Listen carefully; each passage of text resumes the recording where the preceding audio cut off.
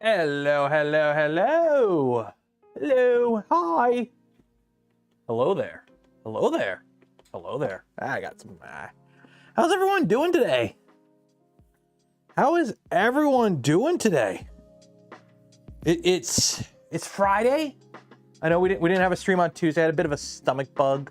You know, one of those bugs that's like you're sick and you're like, I can do stuff, but I can't sit there and talk for 3 hours in front of a camera type sick. Like where you're sick, but you're not like sick, but you're sick. And why isn't my light on? Where's my, oh, it would help if I plug my light in. 1 second here. Like, why do I have no light? Like, that's why I have no light. Okay, unplug you. You go in there. There we go. Now we have light. Now we have light. There we go. So yeah, so that was Tuesday. That's why we didn't have a stream on Tuesday. I hope you enjoyed the video. Can you tell which parts of those videos was filmed while I was hopped up on not being good medicine? Aziz light.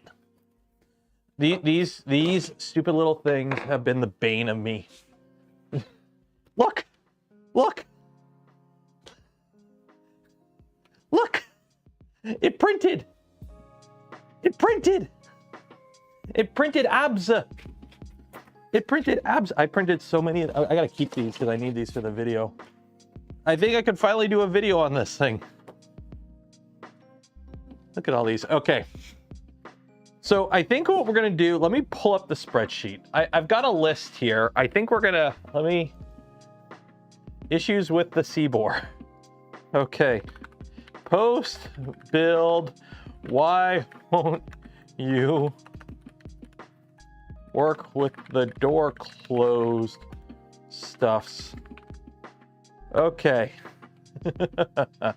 How's everyone doing today? I hope you're all doing good. So we'll start the stream today. We'll talk about this. And then I do have to pull it out. The Nevermore is dead on it. This kit, for those that don't know, was like the very earliest production version of this kit. All the fans sucked.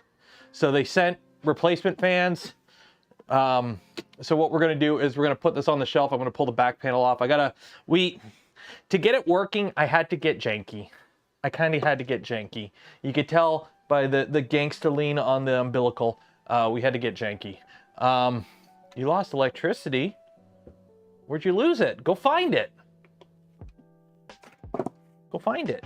Lee Smith Workshop, get to the community membership. Cheers and appreciate it. Okay. Which stream got rage quitted? I wouldn't call any of the streams rage quitted. More just like, why aren't you working? I'm done with this. And there's like a couple hundred people in chat yelling suggestions and none of them are right. So here's the thing. At this point, I still think the kit's a pretty good deal. I'm gonna do a video on this. I'm gonna do a video talking about kits specifically. Something to keep aware of, but like I'm gonna tie it into talking about this. So I'm not gonna do like a kit review. I'm not a review. I don't like doing reviews. Printer reviews are dumb because all printers print good as long as the printer isn't complete garbage. And as long as like, go watch the video on Thursday. You'll understand. We'll talk about it. Okay. So before we do that, hi, welcome to the show. If you want to win a spool of filament from Polymaker, link in the video description. Huge shout out to Polymaker. Every stream we give away a spool of filament thanks to them. All you have to do is enter for your chance to win. Link in the video description. While you're down there, don't forget to check out some of the affiliate links, like the Polymaker affiliate link. Don't cost you anything extra. Go a long way in supporting the channel. And if you're thirsty, like I am right now, because I need caffeine, it's got caffeine in it, go buy some gamer subs. They got a bunch of new cups today, I think. I don't know if you're into anime waifus. They got that. I got dinosaurs on my cup because it's cool. But yeah, 10% code Canuck. Save 10% off your order. Code Canuck today. Get in time for the holidays. I think they got cheaper shipping for Canada finally. We will also talk about today's stream. There's a lot that's going on. Formnext just happened, or I think today's the last day, or yesterday was the last day. So today's stream is just going to be a yap and print and yap. So let's begin. The Siboor tried it. The Siboor tried it. You know what the best part is? I'm going to talk about this thing for the next like 45 minutes or however long it takes, and it's going to go great. And then a couple days from now, I'm gonna try and film a video doing the exact same thing, and it's gonna take me 8 hours. Because the Thursday's video took me 3 days to record. Because I can't do, it's hilarious. Talking to 200 people, no problem. Talking to just myself, they have the files on the computer. Okay, so the build went really good. Okay, this is now officially, the build is done. I've been able to get full ABS prints. Literally, this is the first time I'm touching this. I printed this last night, it finished this morning. This is ABS. This is just polymaker polylight ABS. Okay, stock profile, whatever the stock profile that Siboor gives. This took about 7 hours. 3 walls, 5 top, 5 bottom, 15% infill, I think. So yeah, we're printing ABS. It's able to print functional ABS parts. And I think I'm finally okay to say, see how the supports are. I never actually checked the supports on this. Ooh, that came off good. For the most part. Oh yeah, that came off good. So now I can finally do my like AAR, my after action report on this printer. I can talk about it, my thoughts on the build, and we'll go through how to get it to this point. I'm hoping it's fixed. It's still not fixed. I'm doing this prematurely, I fully admit it, because I have to swap some stuff out on it still. And I've only got 2 successful prints, but hey, need something to talk about today. Do a Discord. Well, this records anyways. Well, technically it records to YouTube. Okay, so we got a build. The build itself, I'm gonna give them props for the build. The build went very good. This is a non-standard Voron. For those that don't know, this is a complete non-standard Voron. I wouldn't call this a Voron. I would call this a Siboor Trident. They've changed pretty much, other than functionality, like it works exactly the same way a Trident does. You got 3 lead screws, but it's quad XY. Okay, you got 2 extra motors, and pretty much a good chunk of the parts are CNC. So the problem you have with kits like this, nothing against the kit per se, but you need to understand that you are now non-compatible with mainline Voron. So I was having issues with the cartographer on this, for example, right? The bed probe. So I was like, okay, cool. I'll just switch it over to tap, right? I've got, oh, wait, no, what about? Hi, I've got a Trident here. This is the FiSec Trident. It's been a lemon for a bit because the FiSec parts keep failing. But I've been scrounging it for parts, right? To get this guy up and running. So I'm like, hey, that has tap. This needs a bed probe.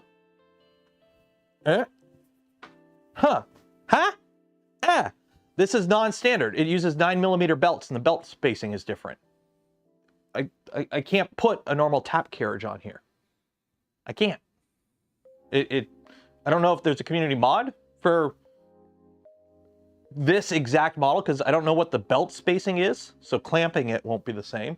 And this uses 9mm belts, when a normal Voron uses 6mm belts on the XY. Why would they do it? Because there are advantages to doing 9mm belts. The same reason this is quad XY. There are advantages to that. But the thing is, now you've forked. You forked it. You forked it real good now, kid. And now you can't use that.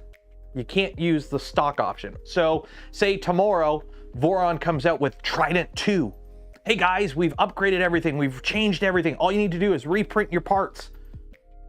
Well, how do I reprint CNC'd aluminum? That's one of the risks you get when you go down the, I don't even know how to return this type of kit. Like the LDO kits are basically a stock kit. Like there's like 3 or 4 different types of Voron kits or 3D printer kits. So you have bomb in a box. That's what we used to see. Okay.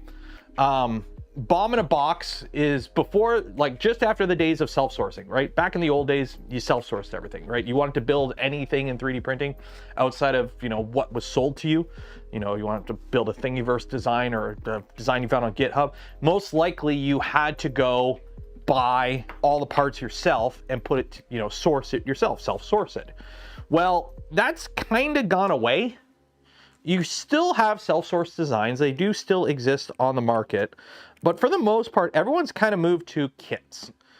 And when it comes to kits, the first ones we saw were basically bomb in a box, okay? So the problem with bomb in a box is there are advantages to bomb in a box. Essentially, it's just the bill of materials in a box. So instead of having to self-source everything, somebody else has already done that work, and all you need to do is basically open up the box, take the parts out, and boom, there you go, build the printer. So you pretty much get the purest way of building the printer. Now the problem with bomb in a box, making wire harnesses suck. You have the basic version of a Voron, for example. I'm using Voron as like the baseline here, but this can refer to other printer designs like rat rigs and annex printers and whatnot. So there's that. Just trying to make sure this works. Where's my hammer? Where's my hammer? Tappy tap tap tap tap tap. There we go. So there's that. And bomb in a box were okay. But the thing is, like, nobody wants to make wire harnesses. Making wire harnesses suck. So I like to call this is the kit I kind of like the most, is basically the printer kit with goodies.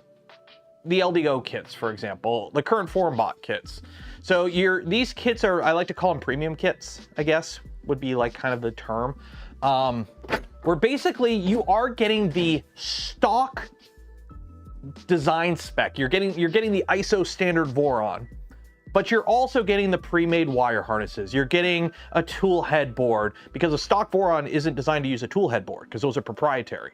Stock Vorons, for those that don't know how a Voron design printer, like a spec one is, it's designed fully with off-the-shelf parts. So you will never find, or at least as of now, you won't find Voron releasing designs that require, oh, you need to buy this bed mount made by this manufacturer. It's all designed to be so that anyone can build it. You're not tied into any specific manufacturer or source for your components. Anyone can build one anywhere in the world as long as you have like access to AliExpress or Amazon or McMaster Carve, for example.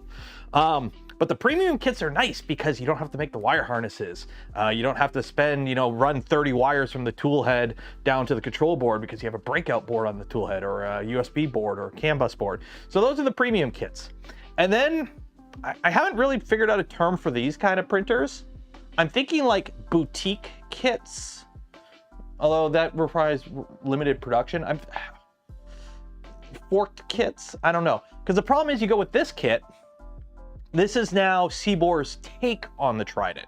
So this isn't like LDO or FormBot where they're taking the stock design and they're putting a few extra goodies in the box when you buy the kit to make, the build a little bit easier and, give you some quality of life improvements to justify buying their kit over a stock kit, for example. But specialized kit could work. Specialized kit could work. But these kits, they've gone and they've taken the spec design and then they've changed it. So this is now, there's a fork in the road. So if you build the Siboor Trident and you want to change something because, Voron releases a design, whenever we release something new or an upgrade to a design or a revision, we try to keep the same bill of materials. So that way, hopefully in best case scenario, you already have the extra parts on hand, hardware wise, and you just reprint a few parts and off you go. So yeah, so that's what this build was. This build was one of those specialized kits. Hey, they printed that really good too. So the build went really good. David here? Everyone say hi, David. David, do you have Core Ones yet? Do you have a Core One kicking around? Anyways, we'll talk about the Core One later. So we built this printer. And the build went really good. There was a few rooms for improvements, I would say, along the build guide, the build material. Like there was some room for improvement, but guess what? Siboor was watching those streams, and if you go look at like one of the pinned comments or hearted comments on like the last video of the build, they replied with a bunch of things they wanted to fix on upgrade and whatnot. So I say this was a good build. Siboor did very good with providing the components for the kit, we'll get to that later, and the build manual. Everything came cleanly packed, everything went together really good. Yeah, it went really good. I printed some prints, I did some PLA prints on it. I don't know if I have any here. We did some open frame PLA prints and everything was pretty good. And then the trouble started.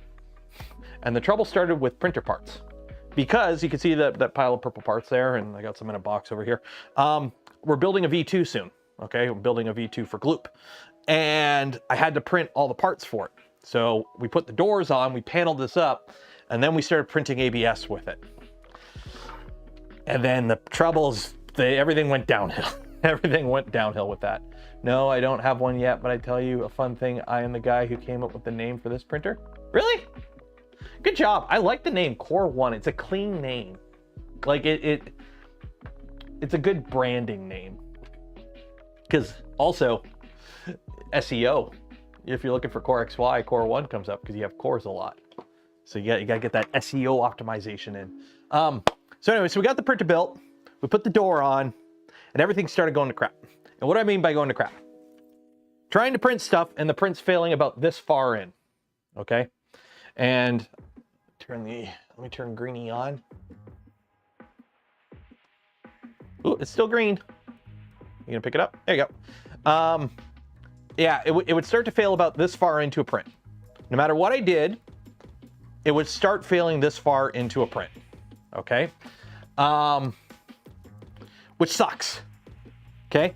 Because sometimes, you know, I would try it, and it was a time thing. About half hour to an hour into an ABS print, fully enclosed, it would go to poop.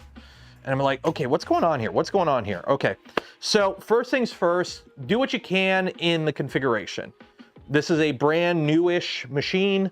Maybe the motor is running a little hot. Okay, let's try decreasing the motor voltage for the extruder, right? So first we made sure all the E-steps were good.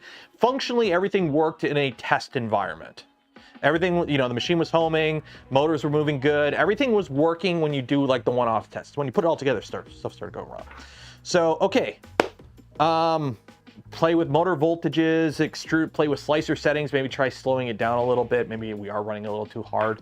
Nope, it's still failing. Everything I do, it's failing 45 minutes-ish into ABS prints, plus or minus half an hour. So, first things first. This is a motor. This is a Siboor motor. I think it's a Moons. I don't know exactly the brand though, but it is just a Siboor motor, okay? So let's swap that. I swapped this with a LDO motor. Didn't fix it. Didn't fix it. Okay, cool. Maybe it's the extruder gears. Maybe it's the extruder gears, right? Because maybe the kit just came with really crappy extruder gears and they were wearing out prematurely or something. Nope, swap these out, no go. Maybe it's the printed parts. Yeah, I did swap out a bunch of the printed parts because this kit came with printed parts. Swap those out. No, but I got to that. That was later. So around that point, after doing troubleshooting for a couple days, the big problem started coming up, and that is errors. Clipper started wigging out. It started freaking out. And what kind of errors were we getting? We were getting connection errors. Okay, let me pull it up here. So you can see the machine's online now. But we were getting connection errors. What was happening was we were losing connection to the cartographer. It would get that little pop-up saying, oh, lost MCU cartographer, and EBB cam, which is the tool head board. So because I was getting errors with both of these, this is a Big Tree Tech SB2209. These are kind of known to be a little funky at higher temperatures. This is an enclosed printer. I'm getting 55 to 60 degrees Celsius chamber temperatures. The thermistor on this, like you can see these have thermistors on the board. This was getting into the 95 range. So I'm like, that's not good. So first thing I did, I'm like, okay, so it's probably this. It's probably this, okay? By the way, I did try swapping a cable first. Cable did nothing. Because I have multiple cables of the same type of that XT30 plus 2 or XT60 plus 2, whatever I've got. Tried multiple cables, that didn't work. Okay, let's get rid of this guy. As you can see, this is the one that came with the kit, and the printer is on right now. So we have something different in there. What did I do? I cannibalized the Physek Trident, stole a Nighthawk, an LDO Nighthawk. So with it being a Nighthawk, that's a USB toolhead board. We don't have CAN bus, which means the cartographer was CAN bus. We had to flash that over to USB. So now we have USB toolhead board and USB cartographer. They are on their own. The Manta only has 2 USB ports. It only has 2. I need 3. Nighthawk, cartographer, and the screen. Let's use a USB hub. Okay, whatever. USB hub goes in. Guess what? It's still in there. But we're still having connection issues. Still having connection issues. But now we're just getting them on the cartographer. Because before we were getting issues when we had, you know, the cartographer going through the EBV CAN or through the toolhead board in CAN, because CAN is daisy chaining. But now we're getting issues still, but now we're just getting issues on the cartographer. Well, it's obviously the cartographer, right? Just swap that out. So I swapped it out. I have 2 cartographers. Guess what? Exact same issue, repeatedly, on both of them. So let's try something else. Let's try swapping USB cables. Nope, no luck. It worked for a little bit. I got 1 print out of it. One full length print. And then the issue came right back. So I'm like, okay, what the heck? Okay. Apparently the CB2, which is this guy, I have it plugged into a board here, but the CB2, which is like the command module, that's not a Raspberry Pi command module. Apparently that has a known history of bad USB ports. Okay. Let's swap it out. So now, my screen turned off. Am I back? I'm back. Let's swap it out to a Raspberry Pi CM4. Those are known good. Okay. By the way, everything that I'm putting into this is known good hardware. I'm taking stuff that I know works out of other machines and putting it in here. So we put the CB2 in here, or we rip out the CB2, we put the CM4, an actual Raspberry Pi CM4, flash it all, update all the firmwares, get everything there. Hey, we're back online. It doesn't fix the problem. We still have the exact same problem. Shnikes. Okay, well, let's see. Maybe, apparently with beacon probes, you have to use a powered USB hub because you need a clean 5 volts. So even though this has a 5 volt converter on it that's powering the Raspberry Pi and all that, we need cleaner 5 volts. So I went out and bought a powered USB hub. That did nothing.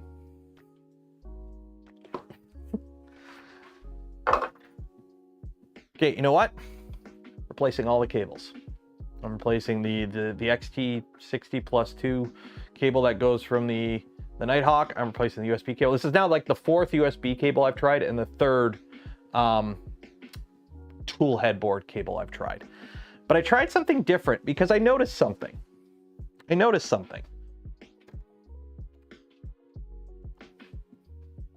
This guy. I don't have video of it. I wish I took video of it. This is why I hate doing videos, because I end up just doing everything I wanted to do, and then when I finish it, I go, shoot, I should have been recording.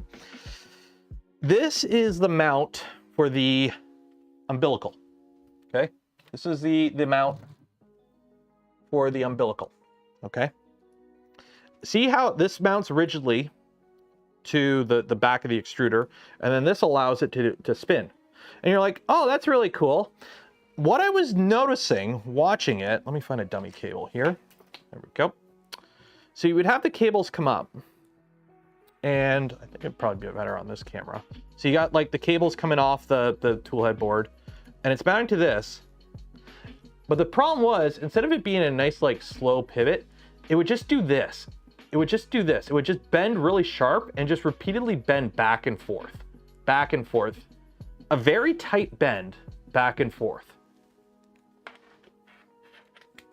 I don't think it was the cables. I think it was the mount point was repeatedly bending and work hardening the USB cables or the other cables. I think we were getting work hardening because it worked for a while and it was still working when we were getting the extruder issues.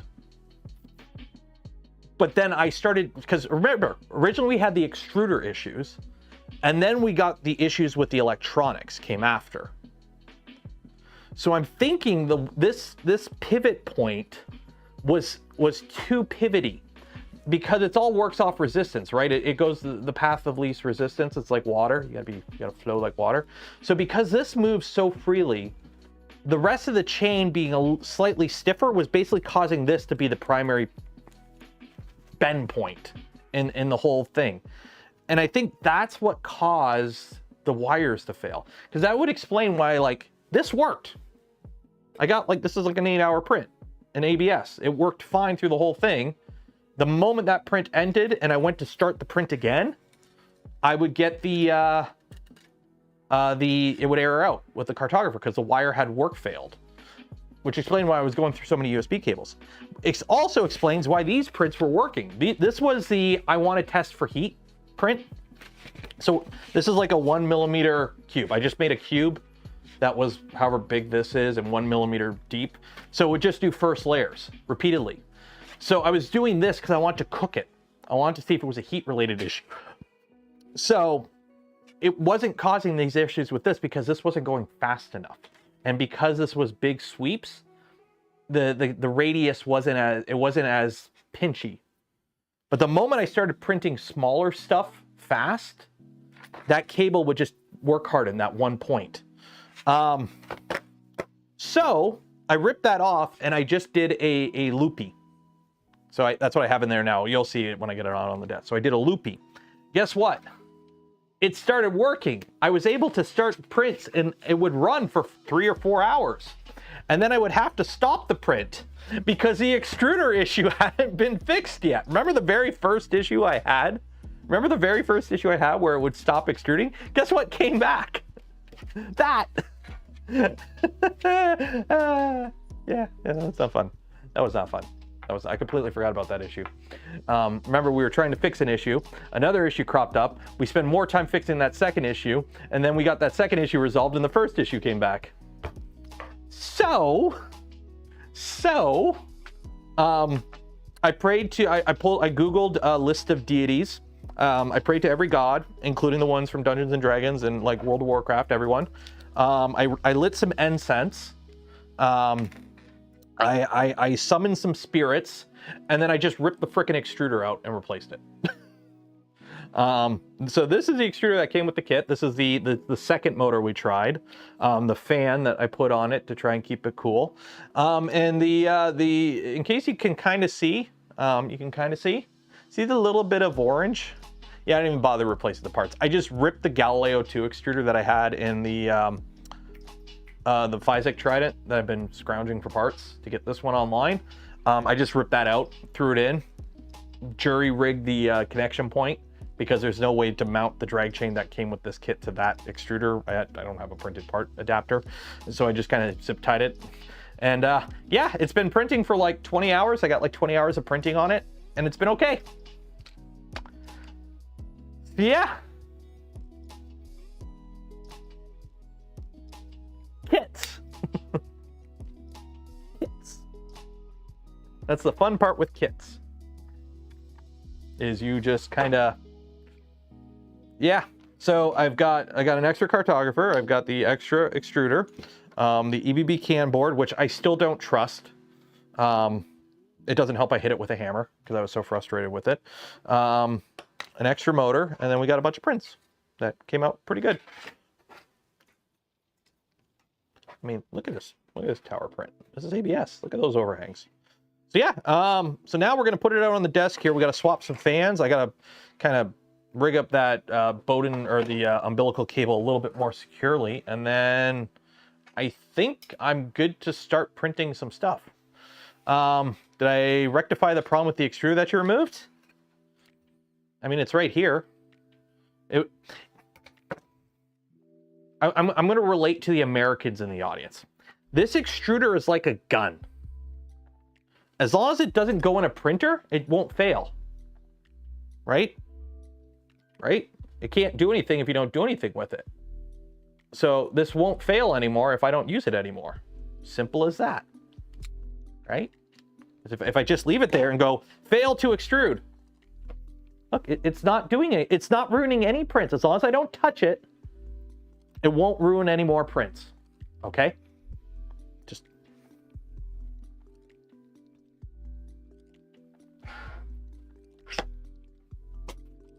There we go. Problem solved. Actually, where did that land? Where did that land? I don't know where that. Oh shoot, where'd it go? Oh, I think it fell in a box. Did it fall in a? Oh no, it fell under a box.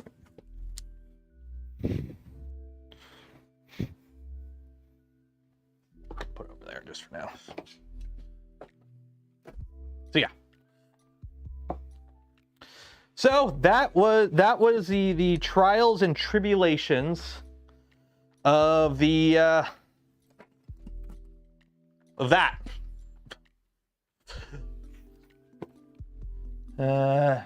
Like the software I develop. Yeah, if you don't put comments in it, nobody knows what it does. As long as it works, right? So yeah, let's get this on the bench because I got some work to do on it. So yeah. Thoughts on the new Prusa? Honestly, what's the guy from StarCraft 2? The animation. 1 second here. This is my thoughts. It's about time. There you go. That's my thoughts. Not Jim Raynor, the other guy who was only in the first one. Yeah, hell, it's about time. I think, one, you know, Captain Hindsight here, it would have been really good if this printer came out about 2 years ago. Simple as that. But I kind of understand it. I kind of understand that things take time. I'm assuming this has been in the works for a while. I'm assuming something like this has been in the works for a while. I really love the fact that it is repairable. It is designed with consumers in mind. It's designed to be more forward thinking than some other enclosed Core XYs on the market. Not just bamboo, let's be honest, not just bamboo. A lot of the current trend of enclosed Core XY machines are but they are starting to roll out anti-consumer, anti-repair designs. And that's not something I don't like in our industry. Again, these are CNC machines. These are CNC machines. They're really cheaply built CNC machines, and you're not putting an end mill on this anytime soon. But these are CNC machines. English. These are CNC machines. These are high-speed motion systems. They do need maintenance. They do need to be repaired. You might look out, because I see it in the comments. I do the videos. I'm the YouTuber. I get the comments. I get a comment from somebody going, hey, I've got 5,000 hours on my X1. I haven't had a single issue with it. And then a day later, I get a comment from somebody going, yeah, I blew a bearing within 50 hours of me getting an X1, and I had to wait 3 weeks for a replacement unit. So, again, just because it's good for you and you've had good luck doesn't mean it happens to everyone. And guess what? It's a lot easier to fix a 5-cent bearing that you can overnight from Amazon than having to buy an $80 gantry from the manufacturer, wait for that to ship overseas, and then spend an entire day rebuilding your printer, all to fix the same bearing issue. So, did I see the Bamboo Core One? Yeah, that's actually, okay. I know, okay, let me pull it up. Let me pull up the Prusa Core One. Core One. because I know people are gonna be like, oh, they did this. I've already seen the Bamboo fanboys freaking out because Prusa did this. So Prusa built, where's the blog? So there's the Core One, you saw all this.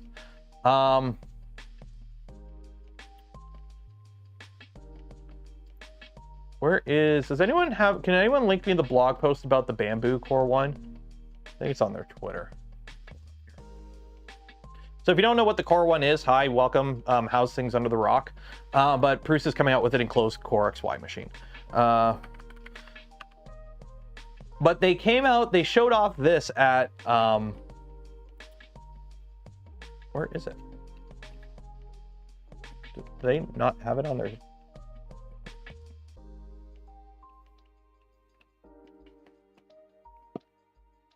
Cool, dark, and quiet. Where's the Core One? Oh wait, I think it's Prusa guy.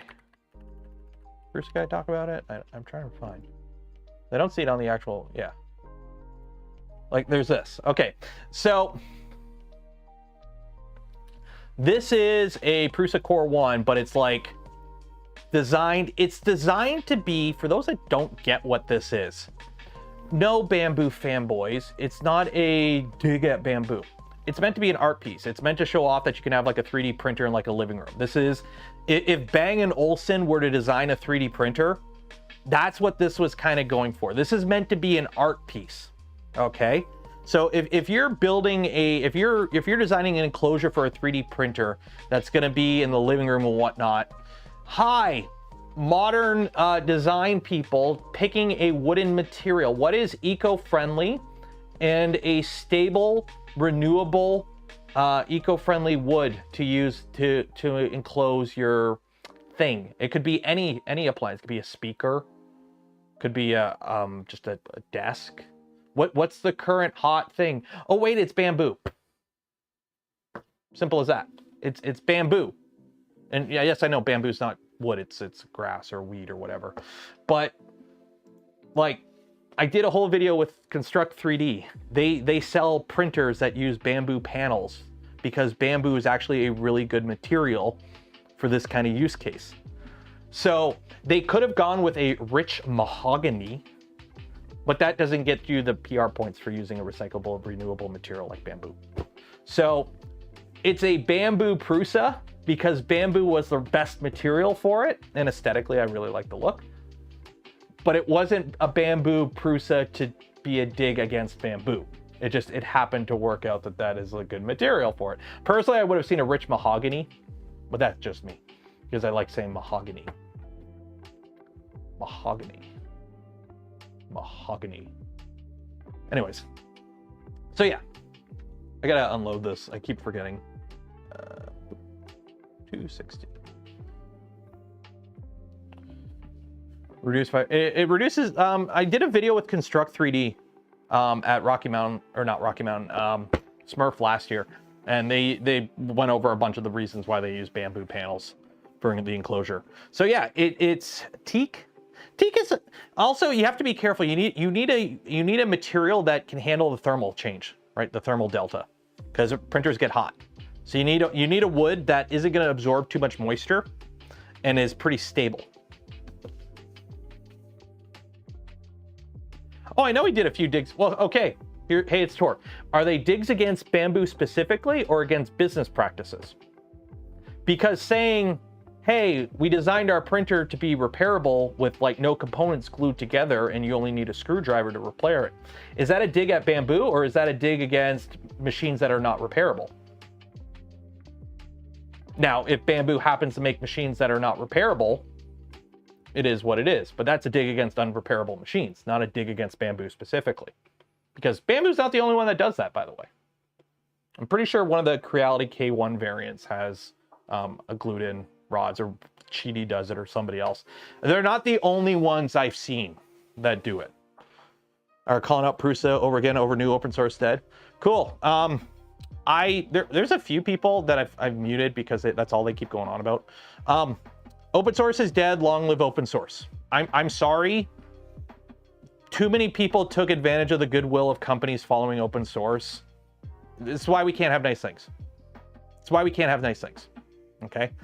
Because, you know, if you're a company of 1,000 employees and you're trying to keep your employees fed, if you keep open sourcing your designs, and the moment you put your designs out for your controllers and your full printer designs, some company in China is cloning you one-to-one, undercutting you and taking away your sales.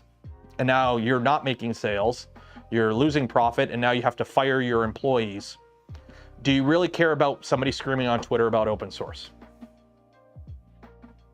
Like, believe me, I'm sure they would love to be, I'm sure every company would love to be, you know, not have to deal with patent trolls and bullshit like that. But it's the nature of the current market with consumer machines. If you design something open source and you're selling something, especially hardware, somebody's just going to clone your shit and undercut you. And a lot of people don't care. A lot of people don't give a shit. Let's be honest. The vast majority of people do not care about open source. All they care about is where can I buy it the cheapest? Simple as that.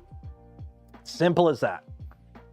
Like, it's nice to stand on the soapbox and speak down from the high horse about, oh, they used to be open source and now they're not open source. But if the alternative, hey, we open source our stuff and now we have to shut down as a company or lay off our employees, or the alternative is just, hey, we're not releasing the CAD files anymore. Sorry. Like, we're still going to support repairing, and, you know, you could still have access to all the files for like reprinting your parts, but we're not going to release the full CAD. We're not going to release the KiCads for our PCBs anymore, because it's either we follow that, we release them, and we have to fire employees, and we shut down part of the business, and we lose profits. Who benefits? Who gets more benefit? I mean, it is what it is. It's at least they're not like trying to patent troll. At least they're not coming out with bullshit patents for things that have existing prior art in the community, or trying to like patent stuff that has existed in other countries for years, but because it hasn't been patented in their country, now they're patenting it to try and, you know, force muscle control and whatever. Because, you know, fun fact, there's companies in China that have patented the name Voron. They have nothing to do with Voron, but they did it anyways, because if they didn't do it, somebody else over there would do it. It's shitty. Believe me, it's shitty. But it's the nature of modern business. It sucks. So yeah, it'd be nice if they kept, you know, if you could download all the files for the Core One, the full CAD and everything. But for everyone, it's like every time I see somebody who complains about the price of a Prusa, it's like, yes, we know the price is high. Just say out loud what you want to say. You want Prusa to fire all their employees who do work in manufacturing and move production into China. That's the only way they're going to get these machines even cheaper. Yes, we know you're paying the Prusa tax. You're not the first person to leave a comment on a Prusa video or a Prusa blog post going, wow, the machines are expensive.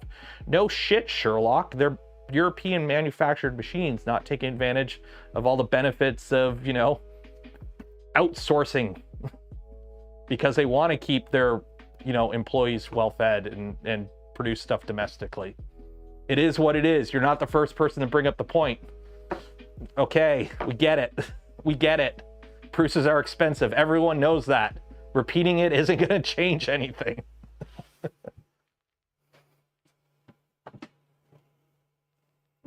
And guess what? Nobody's forcing you to buy them. If the market dictated that they were not to survive, then they are not to survive. It's a free market. That's how free markets work. If you can't stay competitive, you don't exist. Okay, now I gotta turn that off. Unload this. Finally get rid of this. I've wasted so much filament on testing this, getting this machine. I've owned 3 printers, 2 of them are Prusas. The first one, with my wife bought me for business to get started. Yeah. Like, I've been doing a ton of, also Prusa needs to pay for the slicer. Yeah. Prusa has like a dozen people working on Prusa Slicer. Like full-time actual employees working on Prusa Slicer. I mean, somebody's got to pay for the employees to develop the slicer that everyone else just puts lipstick on for their slicer. Like, I would love to know all the other companies that have their own little forked version of Prusa Slicer, or other slicers, even Cura, what their costs are versus like what the original dev costs are. Like, because, you know, we do get some advantages. Don't get me wrong. I'm finally happy Prusa finally has plates in Prusa Slicer, the new version of Prusa Slicer. Paint on fuzzy supports, which I wanted because remember the grippy feet I wanted to print for the filament roller for the positron. I wanted to paint on fuzzy TPU to use as anti-slip pads. They now have paint on fuzzy supports or fuzzy skin. They now have multiple plate supports. Those are all things that, you know, I don't think the fuzzy skin, but the multiple plates, that was Bamboo. So yes, Bamboo did put out something that fed back into Prusa Slicer, but it's not an equal. Somebody's paying to develop all this, and everyone else is just kind of jumping on the bandwagon. But again, nature of the beast.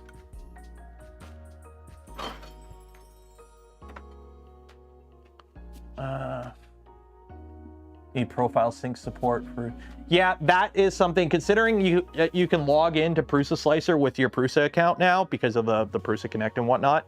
It would be nice that when you logged in, it auto-filled all your supports, but I think it's because it downloads, it doesn't store that info on the cloud, it stores it locally.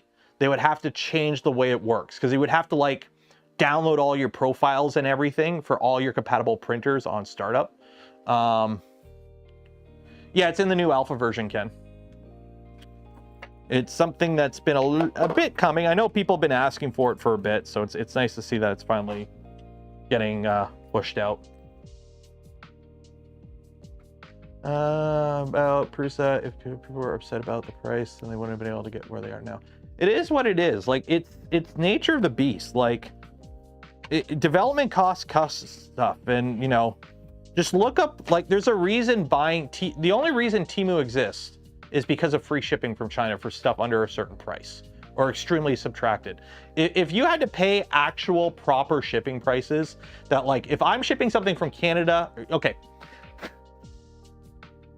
If you had to pay the prices Prusa pays to ship a printer from the Czech Republic to the US, if you had to pay that price to ship a Ender 3 from AliExpress to your house, the Ender 3 would not be as cheap as it is.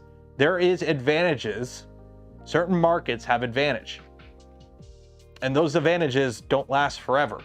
Like, your boy down to the south in the basement apartment to me wants to slap a 60% tariff on everything from China.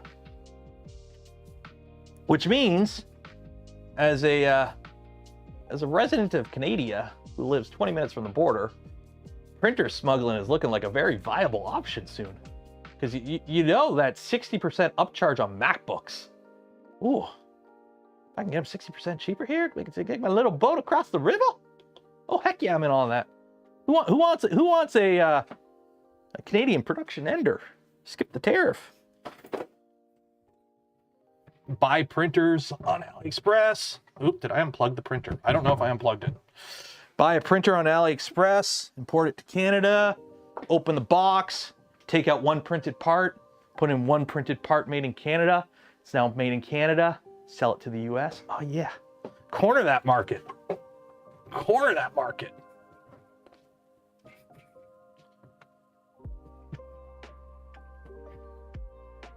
$413 to ship a Prusa XL to your house. Ooh, where do you, I don't want to know where you live, but like a general, like a country or state, like that's a lot. Oof. Yeah, Mexican, yeah. Yeah, instead of doing Fent runs, they're trying to bring in bamboos. Someone will. Oh, I bet somebody will. I mean, hello, I'm in Windsor, Ontario. You want to know how many former rum running establishments were set up in my area during the Prohibition? Like people still find cars in the Detroit River that's in like Lake St. Clair and Lake Erie that like sunk through the ice with like trunks full of booze from the rum running days.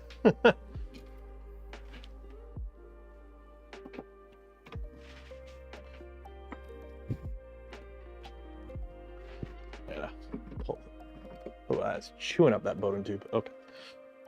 Okay. Yeah, what I'll do is I'll talk to Jason. We'll get all LDO kits imported to Canada. What I will do is I'll just print the Stealth Burner with a maple leaf and then there'll be Canadian kits, right? Assembled in Canada with internationally, what is it? What's the gotcha companies use in the US? They don't do this in Canada, but they do it in the US. Assembled in the USA with internationally sourced components.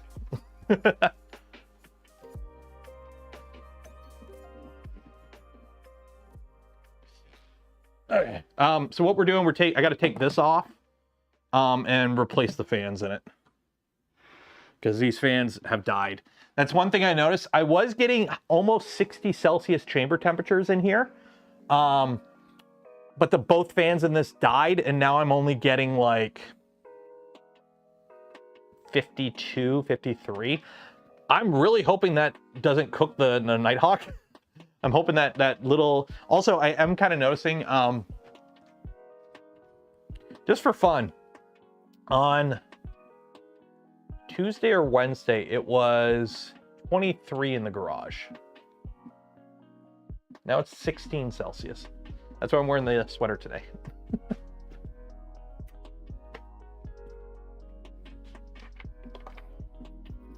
Your grandfather was a rum rooter from Seattle to... Nice. You're on my Nighthawk in a chair, you're fine. I know. You want to know what's funny? You want to know what's funny? This is something I still haven't figured out. Where'd I put it? Where'd I put it? When the Nighthawk and the SB2209, when they were installed on this extruder, I was reading chamber or Nighthawk like controller board temperatures in the mid 90s, like 95 plus minus a couple degrees. When I swapped the extruder to the Galileo 2, all I did was unscrew the Nighthawk, take it, like just let it hang on the side, undid the 2 screws that pulled the extruder, take the extruder out, put the new extruder on, screwed it in, put that board back on. I didn't even unplug anything. I literally just went into the config, updated the gear ratios and whatnot, and hit print. The Nighthawk is running, or why am I pointing at the printer? It's right here. The Nighthawk is running 10 degrees colder now. I don't know why.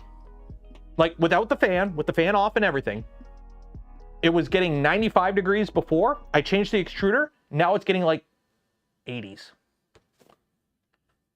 I don't know. I don't know what I did. I don't know what happened, but literally in the same day between prints, like failed print with this guy, it was reading 90s and now it's reading 80s. And I don't know why.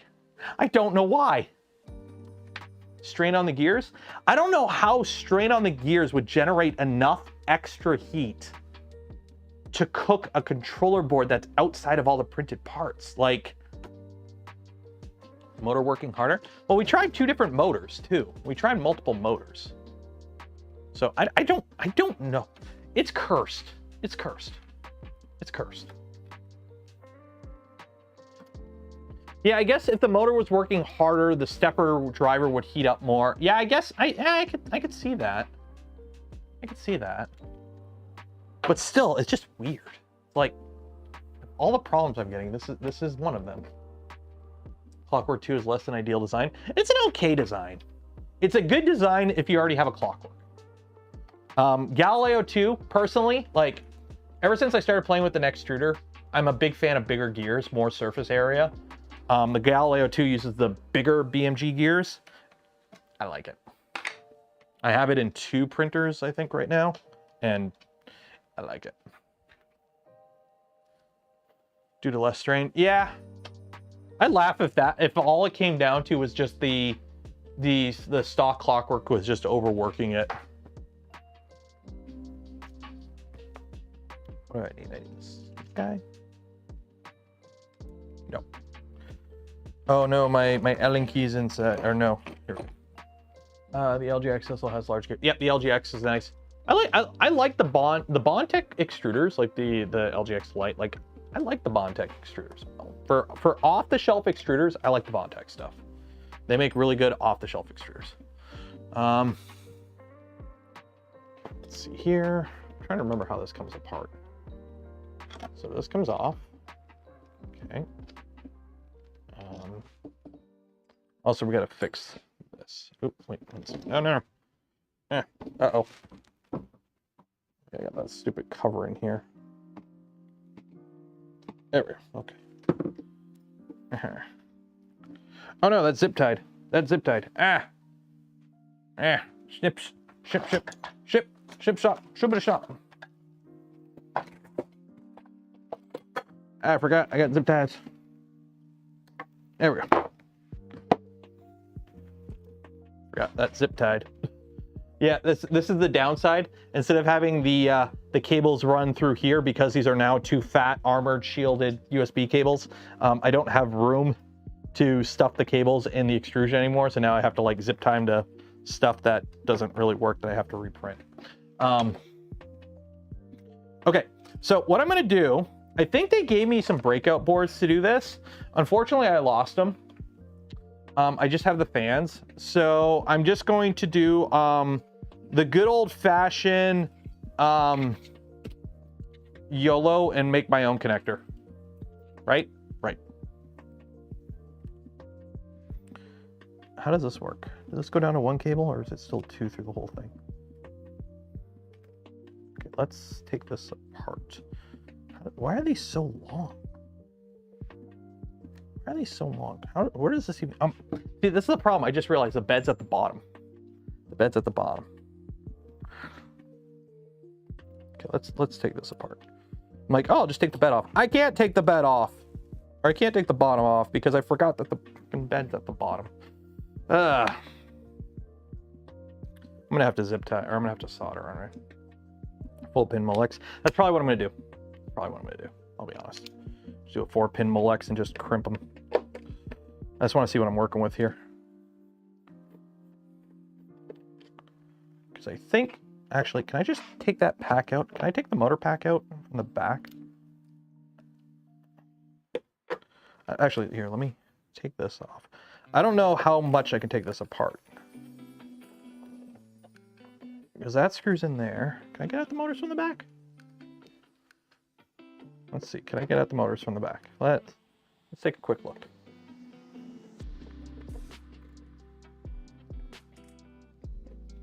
Let's see, can I take those out?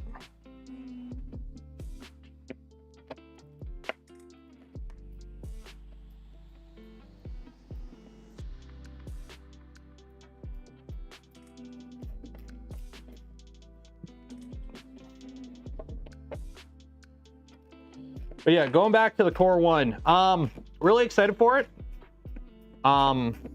It's pretty much like slightly bigger than a Mark IV print volume because remember, it uses a lot of the same components the Mark IV does, which I'm assuming is one, it cheapens production. Why do you need to keep two separate streams of parts? Like if you're a 3D printing company, why would you sell 4 printers that use 3 different hot end designs? Why would you do that? That's dumb. Or sell one ecosystem of printers with 2 completely independent AMS solutions that are not compatible with all the machines in your lineup. There's specific AMSs for specific machines and they're not cross-compatible. Why would you do that? You're just making things more complicated. So by reusing a lot of the Mark IV part bin parts, you simplify production a lot, you cheapen production a lot, less stuff to keep in stock inventory-wise. One of the reasons I didn't like the V-Minion, I thought the V-Minion was kind of fun, but the V-Minion could have been designed way better to not use so many independent parts. Like the V-Minion was more complicated than it needed to be from the Rat Rig V-Minion, for those who don't know what I'm talking about. That machine was more complicated than it needed to be. They could have made that machine simpler, but they didn't. Okay, let's see. Did that just pop out? That is. How's that? Oh, it's screwed in from the front. Okay, I do have to take that out. That is annoying. Oops. That is annoying. I do have to take that out. Yeah, less SKUs. Yeah, so it reuses a lot of the Mark IV parts. So that means you're not going to get a full 250 bed. You're going to get what? It's 250 by 220, whereas the Mark IV is what? 250 by 210. And then you have 270 on the Z, which is nice. The 270 on the Z is pretty nice.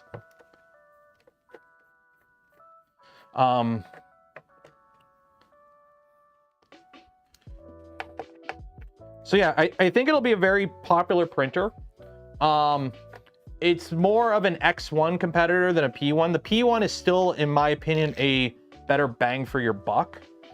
But that's if you're just looking at, I just want to make plastic boat, and that's like the only information you give me. The moment you tell me, oh, this will be the only machine I have for the next 5 years, I'm going to tell you to buy the Prusa. The moment you tell me, oh, I need this for school or business or whatever, I'm going to tell you to buy the Prusa. Or if you're just like, hey, I want a machine that I can upgrade and work on, buy the Prusa. Is the 55 chamber temp good or bad? It's fine. What do you need more for? Okay. Yeah, the 55 is a perfectly fine temperature for... Remember, what did Prusa say? And again, Prusa has the data to back this up because they are a filament manufacturer. 90% of what people print is PLA and PETG. So what do you design your printer for? To print PLA and PETG with the capability of printing ABS, nylon, and PC. And a 55 chamber is all you need for that. Adding an additional chamber heater adds one, a lot more regulatory. Remember, Prusa actually does the right thing, and they actually do like proper regulation and testing and whatnot on their machines versus just YOLO send it, and hopefully Grant can figure out if we have something wrong with it. And then we'll send out a nasty email when he calls us out. That's not how you do business. What you do is you actually take the time to do it right. This is going to be annoying. Can I fit that plug in there? I think I can fit that plug in there. Okay. So, yeah, so we're going to have to put you right about there. Okay. So, snip.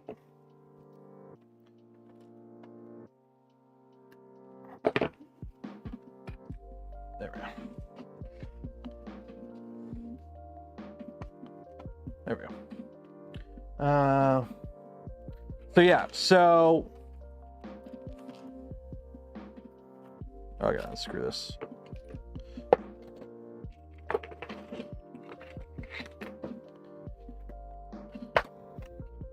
Oh yeah, also the filament loads on the side, which I really like. It can load from both sides, and they're smart with their enclosure.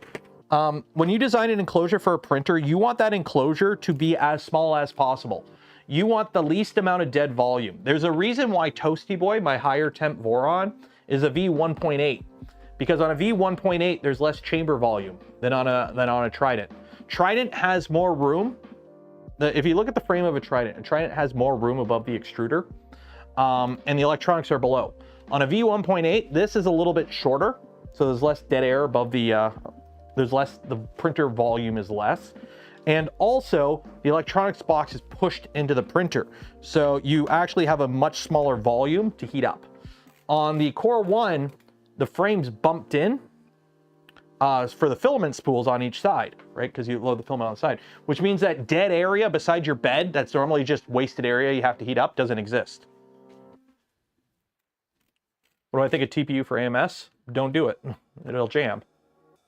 Now, if you're talking about the specific TPUs that are designed to work in the EMS, I don't know. I haven't used any of them.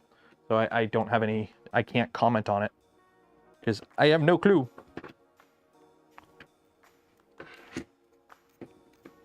Right, other than the space in MMU3. You want to know why the MMU3 is better than the AMS?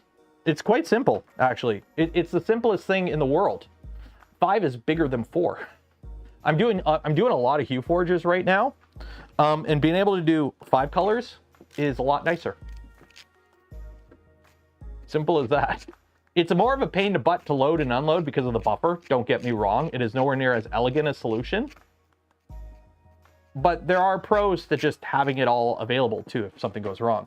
Ask anyone who has had to rebuild their AMS because the filament broke in the little Bowden tube underneath it. It sucks. Am I gonna have to put heat sets in these? I'm gonna have to put heat sets in these, damn it. Okay. So these are the dead motors. Okay. Where is my heat set iron? That's not a heat set iron. Box turtle? Turtle box? What's my opinion about cartographer? It's an eddy current probe. It either works or it doesn't, and the one I have right now works. So. Or at least it's working right now. I don't know. It's a probe. It's a probe. It's an eddy current probe. What really sucks is I don't know where my extension cable went. I think I brought it inside. I used to have like a little short extension cable that I used for like this kind of stuff. But I think I brought it inside. Heat sets. Get me my heat sets.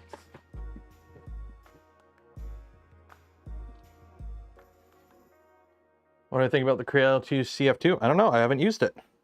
Here's the best thing I can say is at best case scenario, it works as good as the Bamboo system. Simple as that. It does the same thing. All it is a... Remember, all these multi-material systems, go watch my video. Go watch Thursday's video if you want my thoughts on multi-material.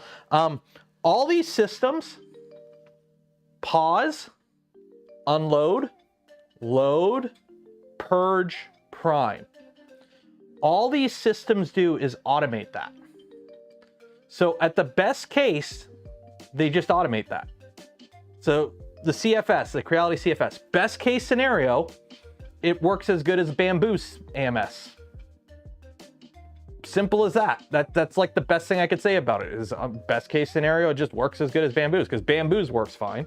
You're not really going to optimize it.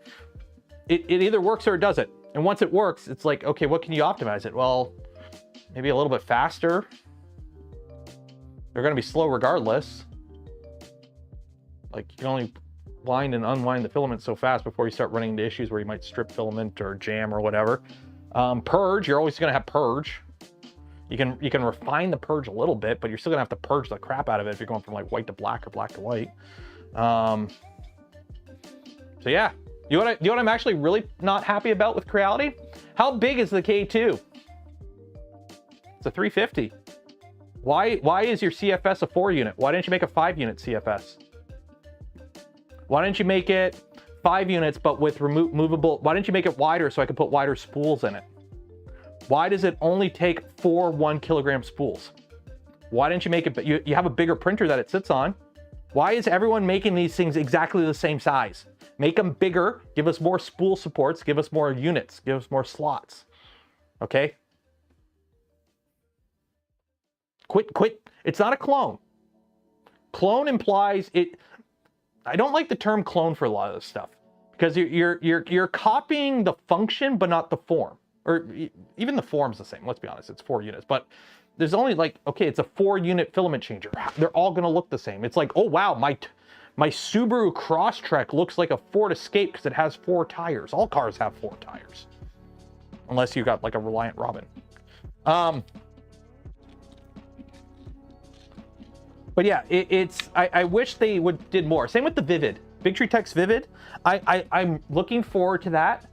Because the fact that it's advertised as working with pretty much any printer that runs Clipper is great. I can put them on a Voron, especially if you're using it in the mode that I would probably use it the most for, which is filament rollover. Just being able to slap it on any printer and off you go is great. But it's a 4 unit one. Why don't you make a 5 unit one? Why don't you make one that could take 2 kilogram spools? Why don't you make one that could take, you know, be adjustable? Come on, quit making the same basic minimum viable product, guys. Stand out more. I wish more companies did stuff that actually, that's why I like, you know what, Pio Poly, the Magneto, it had a rough launch, but I give them all the credit in the world for doing something different and actually sticking with it instead of doing what some other companies do where they just do the same thing again and again repeatedly. And the moment they put out a product that has a couple issues, they just drop it and move on to something else. It's like, no. Stick with it, unfuck your shit, and come out with something that nobody else has done. Claim your market segment. I know I'm doing this really the wrong way. This is kind of sketchy, but this is nylon, and this iron gets hot, so I like using this one when I'm doing heat sets into these fans.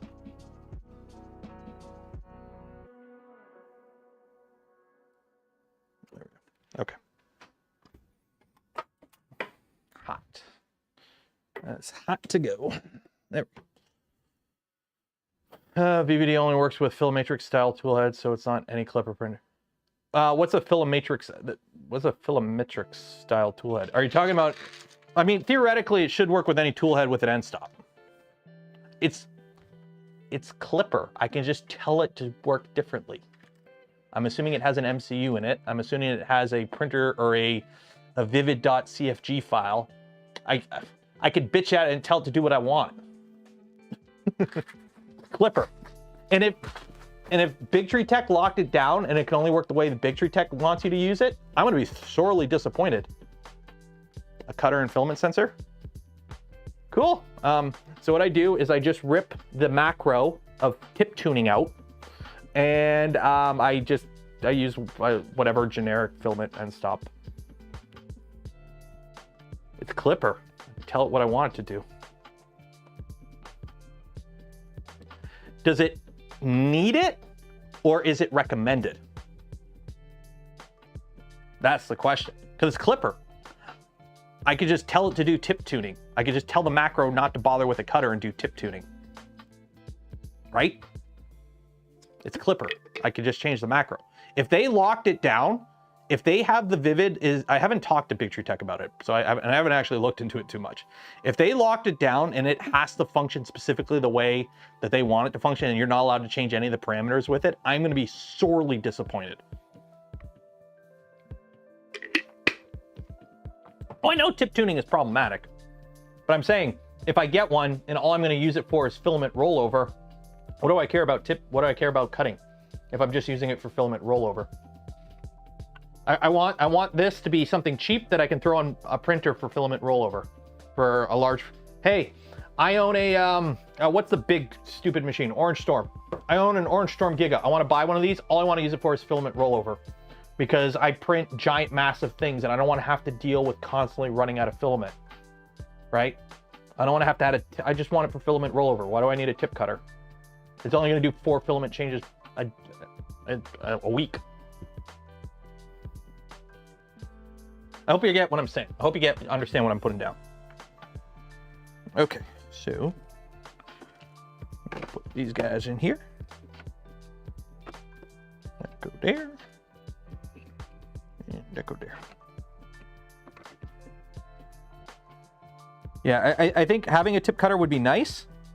And it's obviously the recommended way to do it. But in my opinion, it should not be a requirement. It should not be a requirement, in my opinion. That's too big of a can of worms, in my opinion. Okay, so let's put this back together. Palette 2. Palette 2 is the best palette because the Palette 3 doesn't work with Clipper or anything with a Raspberry Pi. You can't use a Palette 3 with Clipper, unfortunately.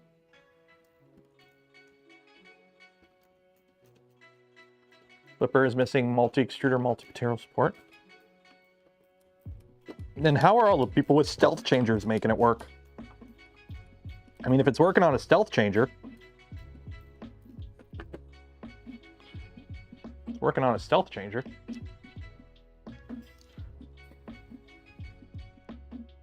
And filament rollover works with Clipper. I know people have been doing it with the Rage plugins. Okay, you just install a plugin.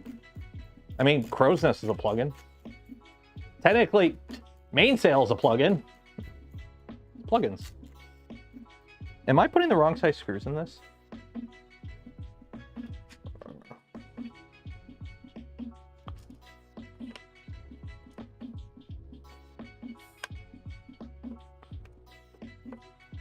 Oh no, I'm just not tightening them all the way. There we go.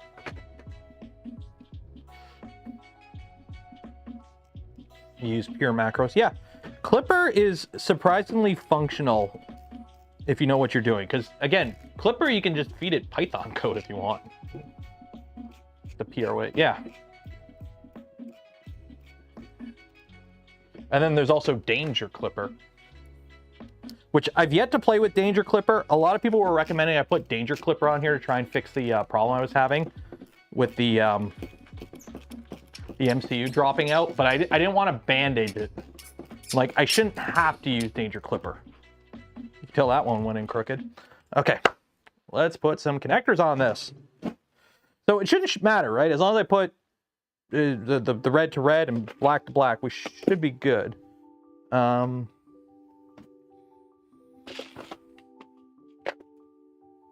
Where's my... Uh-oh. Is it downstairs? Where's my connectors? Where's my microfit box? Where's my box of microfits? Did I put you somewhere? No. Box of microfits. You are normally in that drawer. Box of microfits. I might have to run downstairs. Did I bring it inside? I may have to run inside for a second. Yeah, I mean, I could just use Wagos. We're not going to use Wagos. Where did I put that box of connectors? Here. I mean, I could do DuPont. Let's do DuPont. I don't care. I'm using DuPonts. Whatever. Let's do DuPont. I mean, it's not like this connector moves, right? It's not like this connector moves, right? Put DuPont, put a little tape on it, call it a day.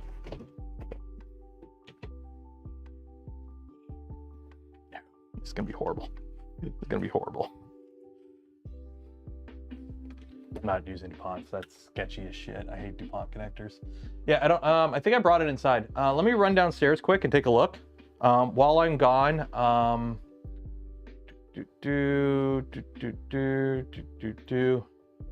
I'm gone, the baby's in charge.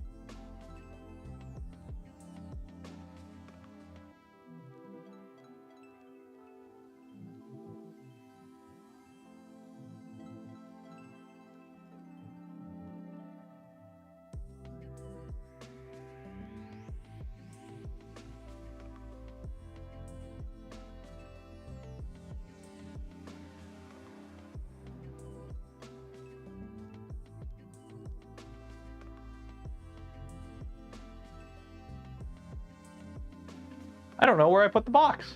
I found some other connectors. I mean, the fan connector is not like it's high voltage or anything, but I don't know where I put those connectors. Okay, well, make it work.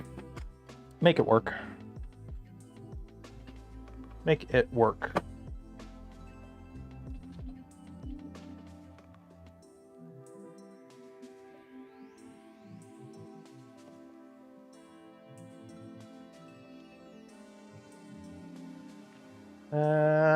Hello from Portugal. Buongiorno. Es-tu bon? Tu es bon? Je suis bon. Right? Oh wait, no, it's Portugal. It's Portuguese. Micro and nano wiggle. Well, I'm gonna be the cheap way to do it. I'm gonna like clone the wires together. So do this the way you're not supposed to do it, but the cheap, easy way to do it. I'm tired of USB and CAN toolboard. Swap into XOL PCB. What does the XOL PCB use? Is it just a breakout board where you're still using You're just using multiple. Oop, oh, I just cut that instead of. Don't you hate it when you cut a wire instead of stripping it? Do NASA solder wiring. I've tried that once, and then I realized I'm not a masochist. So no. Although it'll be interesting. I think Blue Origin got their New Glenn vertical last night. I saw a picture. So that'll be interesting. Watching that thing go, I think. The PCBs it came with are nice. Yeah, I don't know where I put it. I put it in a bag and I put it somewhere. Because this stuff all showed up a while ago, and I was like, I'll deal with this later, and then I put it somewhere, and I don't know where it went. It would have saved me from having to do all this bullshit I'm doing right now, but you know what? It's content, like the smash button, gift memberships, I don't know, do stuff I'm supposed to say. I'm really bad at the whole pumping my numbers that other content creators do. Can you tell I'm not a fan of the whole, like, hype train, yeah. You're giving me money, look at the train. Oh, it's a 16-pin Molex, okay. I mean, that's fair. If you were building a high-temp machine, I totally would go that route and try to avoid electronics in the enclosure as much as possible. So that is definitely a valid solution. Quite simply, yeah, it's an extremely valid solution. If that's the route you're going with your build. Andrew Rogers gifted $10 for the Hype Train Fund. Cheers. Which is funny because I watch a ton of Twitch streamers and I do participate in those Hype Trains, but no, that ain't gonna work. Yeah, this ain't gonna work. I'm gonna have to do 2 and 2. Yeah, that's annoying. Okay, do I have a 4-pin connector with this? I've got a 5-pin. Okay, well, I'll just do 5 and 5, I guess.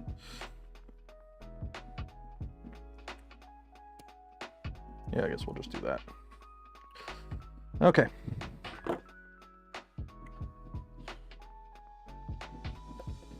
You're in Germany and your trains are late. That is not guten. That is...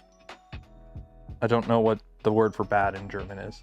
I'm assuming guten is good, because guten Tag is good morning. You know it's afternoon, so guten Abend. Oh wow, these don't want to crimp on.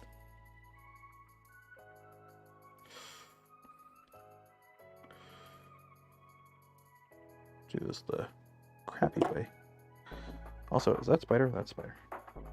The little guy had a rough day at school apparently today. Thought it was pizza day, and it was not, and he did not like that.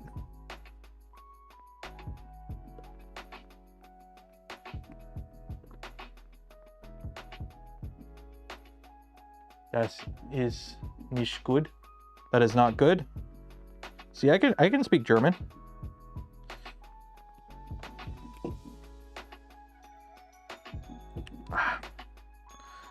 Come on. Hey, maybe don't use it. Oh wow, that just split the connector right in half. Okay, don't use these connectors. Yeah. Okay, that connector. Nope. Nope. Don't crimp it on that setting. Too tight. Too tight. There. No bueno.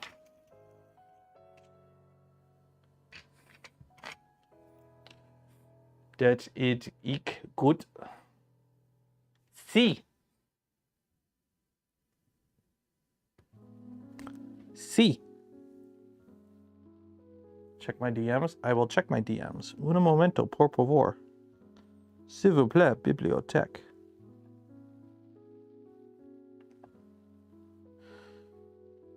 Okay, that one. And that one. Oh wow, this is okay. There we go. Okay, maybe I should be using that smaller one for all of them. Let me check my DMs. I got a bunch of DMs. Remember, if you message me while I'm live, I don't get a notification. There is. Okay, so that's cool. I feel the forming got the confirmation from polymer. I've yet to receive this full request. I'm not gonna say your name directly, but if you DM me, if you happen to win a spool of filament from Polymaker and you haven't heard anything, you have to reach out. I can't do anything because I don't have your information. If you win the filament,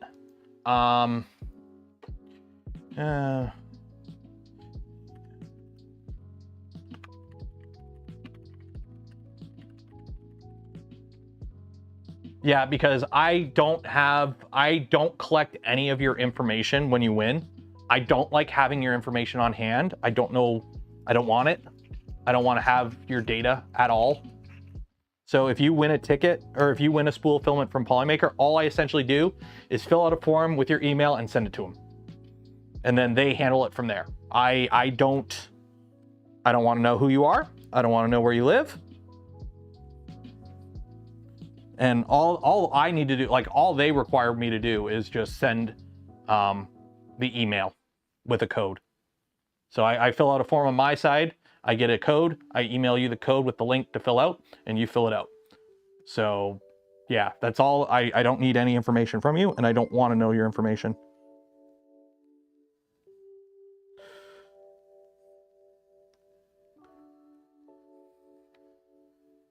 Who am I?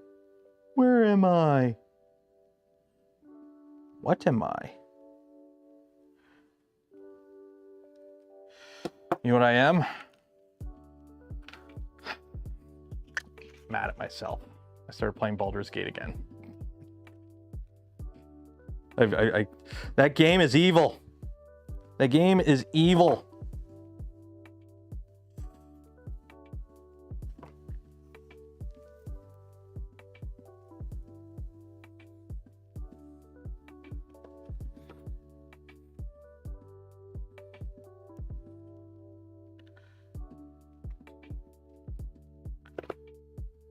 Oh yeah, also, what's today? Today, are we on the 22nd already? Jeez. Next week, just so you're aware, next week is the monthly members only stream. Every month we do a live stream that's just members of the channel and Patreon supporters only, and Twitch subs for those that find the Twitch channel. So that'll be next Tuesday or Wednesday. I don't know exactly what day yet. Or correction, next Wednesday or Thursday. I don't know exactly which date. But next week will be the members only live stream. So if you're a member of the channel or a Patreon supporter, or if you're lucky and somebody gifts you one between now and then, you'll be able to come hang out when we do those streams. And they're usually just yapping streams, or I do something I wouldn't normally do on stream, simply for the fact that I don't like gatekeeping paid content behind a paywall. So usually it's just a hangout QA, or we do something I wouldn't normally do on stream. Thursday is US Thanksgiving. It makes no difference for me, but I will keep that in mind. Helldivers 2. I played the heck out of Helldivers 2 when it first came out. A lot of the Voron guys did. But I haven't played it in a while. I dived into it a couple... I dived into it. I played it a couple of months ago for a little bit. The problem is... Helldivers is one of those games that's only really good if you're playing with a bunch of buddies, I think. Like, playing it just on your own with randoms is nowhere near as fun than playing with a competent group you always play with.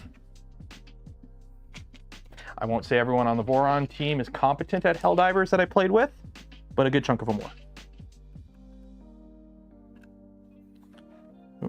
Accidentally. Uh-oh. Oh, I gotta pull that pin.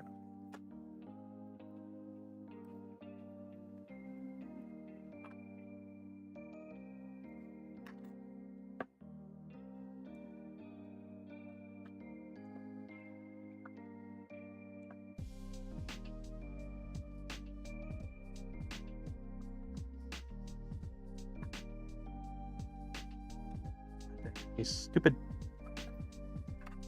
There's like a little pin that's supposed to catch that.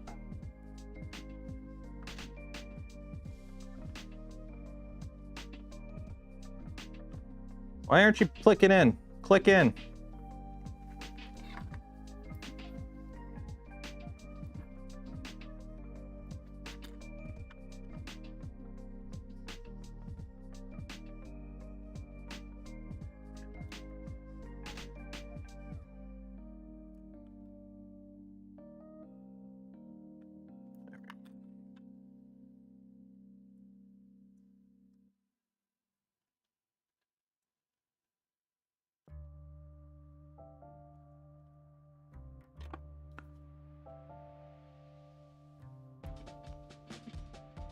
There we go. Okay, so that's that. Now I gotta do this thing. They fixed something that wasn't broken until it was. It's, Steve was competent. Steve was competent. I'm not gonna say who wasn't. There were a few people that like to not live long. Apparently that's a thing. And I kind of screwed up because this connector doesn't fit through the hole I needed it to fit through when I put it in.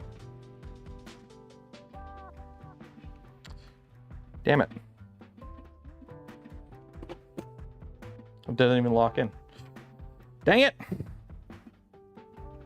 One second. I'm gonna go look for these connectors. I'm gonna be back in a minute, maybe a couple minutes. I'm gonna go look for these right connectors because these connectors I stole is not working. I'll be back.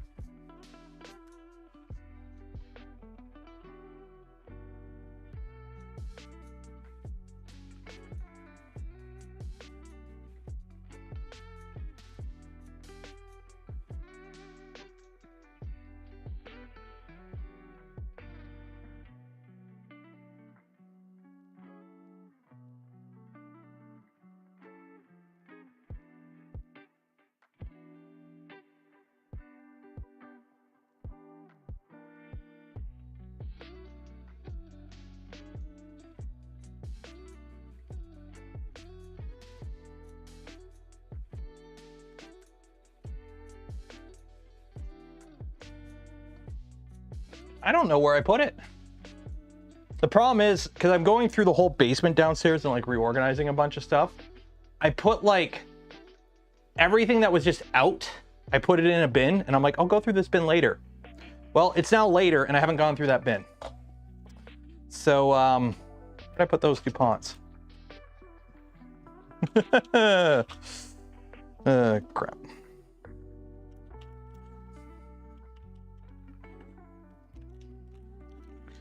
Yeah, 4-pin DuPont it is. Crap. How was me and the gang today? Good. Good. Today's stream is totally just a yap fest.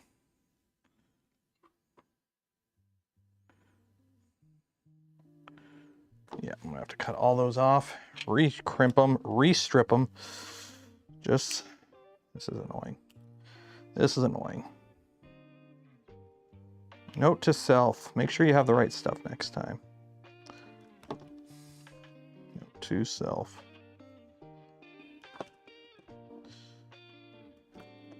Could have just soldered these. Could have just not cared and soldered them. So don't use those ones. Those ones are crap. Put the wires through before crimping. No, this connector will fit through. I'm not worried about that. The one random connector I found, I couldn't find my microfits. I have a Pelican, not a Pelican case, but I have a little container with pre-made like microfits that I use, and I don't know where I put it. So now I'm like, well, what other connectors do I have? Well, freaking DuPonts. It's a fan, who cares? What do I think about it? I've already talked about it. I think it's a, I'm looking forward to it, and I hope it's a trend of good things to come.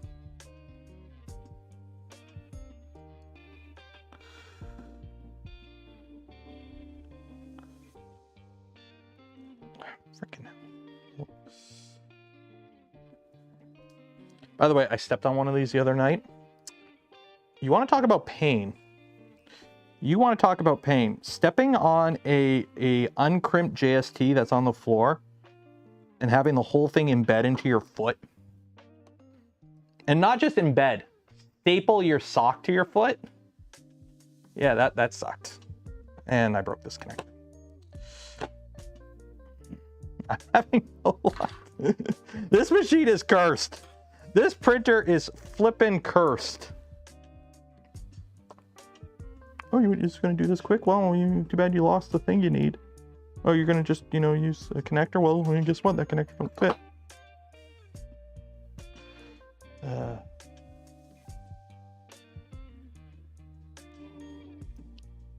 Also, it is windy as crap outside right now. I think it fell off.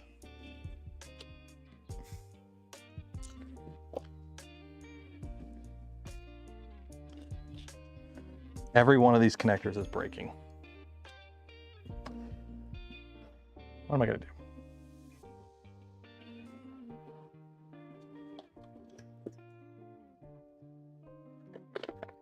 What do I got? What do I got? What do I got? What do I got?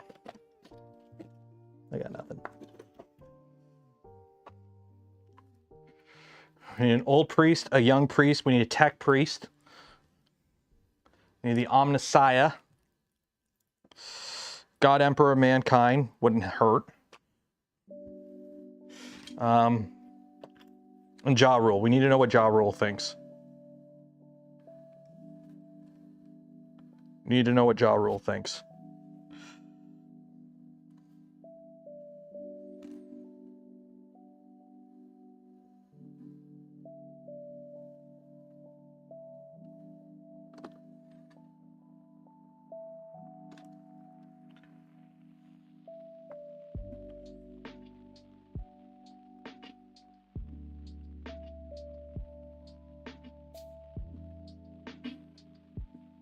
In the rage boom. Okay, Siri, play the TikTok boom noise.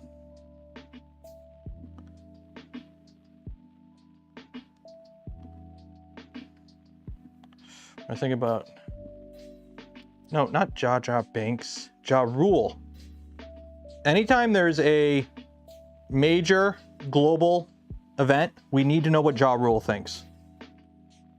Am I dating myself as a millennial saying that, by the way? Is that something like millennials and like younger Gen Xers? Is that like a thing? Like, do the younger kids understand that we need to know what Ja Rule thinks? Do the younger generations, do they know that?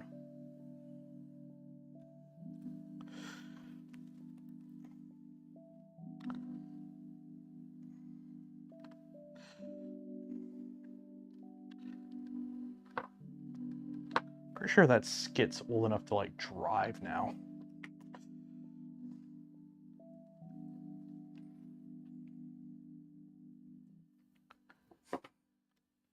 Ja Rule's unheard of. We need to bring Ja Rule back. Unless he's done something like Diddy. I honestly have no idea what Ja Rule's been up to.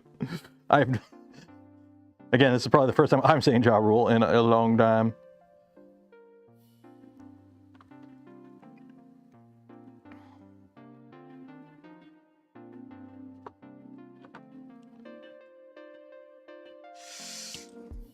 Okay.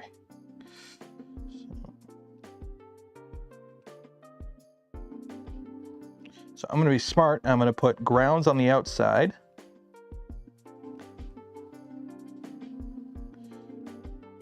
And reds on the inside. So that way, doesn't matter which way you plug this in, it'll work.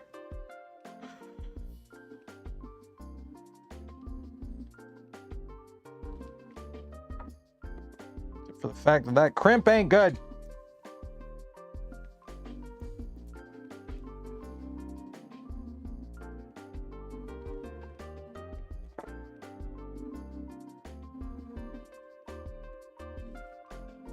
Where is my tweezers?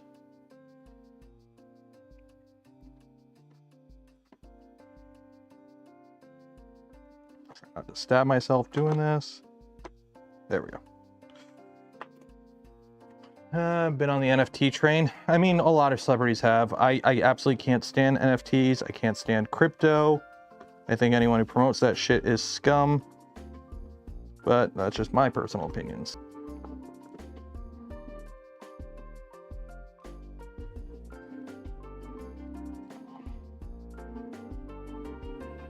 I mean, which celebrity hasn't been on the crypto promotion train yet?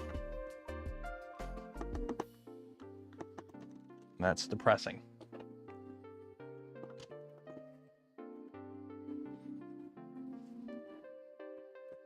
I'm totally gonna stab myself doing this. I know it.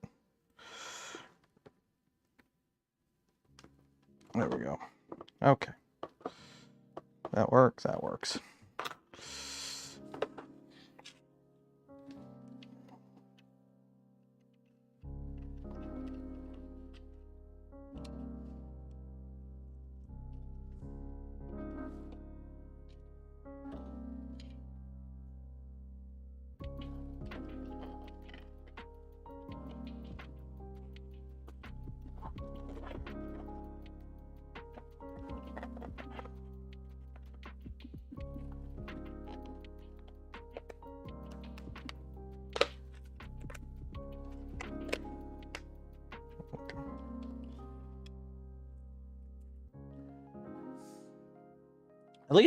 At least the gold people I can understand. At least the gold people I can kind of understand. Gold is tangible. Crypto, I saw something the other day where like, in the apocalypse, you need crypto. Crypto's the only thing you can trust for the apocalypse. I'm like, my brother in Christ, in the apocalypse, there's no computers. Will I test any Prusa? I mean, sure. They send me one. I mean, I would need one to test. I don't know anyone who has one. I don't think they're coming out till like January. I would like to get one. Personally, I would like to get two. I would like to get one, like a built one. And then I would also like to get one that's a kit, so I can upgrade a Mark IV to one. Just for content. So I would like to have one just to have one, and then I would like to upgrade one just to upgrade one. Because I'm a content creator, and that's content.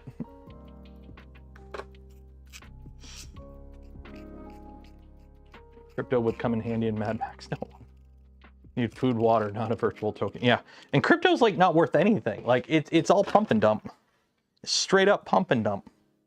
There is no like, I keep hearing from the crypto bros, oh, there's real world use cases for it. It's like, well, what? Well, you know, they could be used for this. I'm like, it's been around for a decade and nobody's done anything with it other than scam people. or just pump and dump.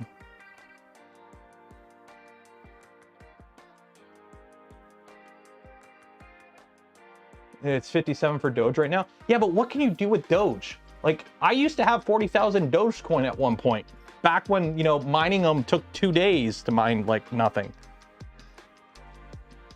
Like, remember when Doge sponsored a NASCAR? That's when I mined Doge. And then guess what happened to all that Dogecoin? I don't know. It was on a laptop that, like, I got rid of a decade ago, because who thought Dogecoin would be worth anything a decade after it came out?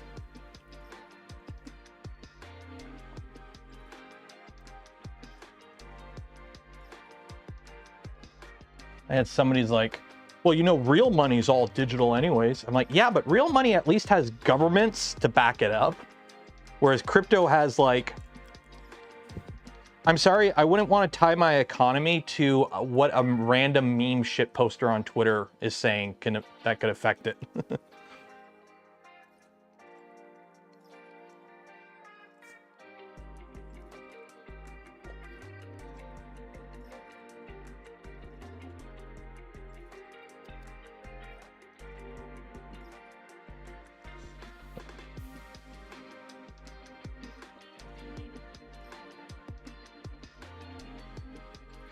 Yeah, it really sucks. Yeah, Elon pushes Doge. The fact, like, oh my, it really is becoming an idiocracy. It's really becoming idiocracy. Which sucks, because Idiocracy is a good movie. Well, it's a fun movie. I wouldn't call it good.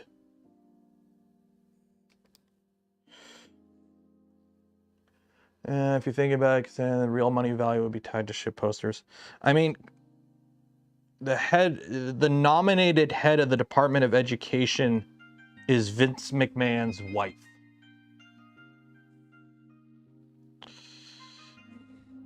Your incoming president nominated Vince McMahon's wife, and I'm sure she has her own things, like, you know, she's done stuff on her own. She's not just Vince McMahon's wife.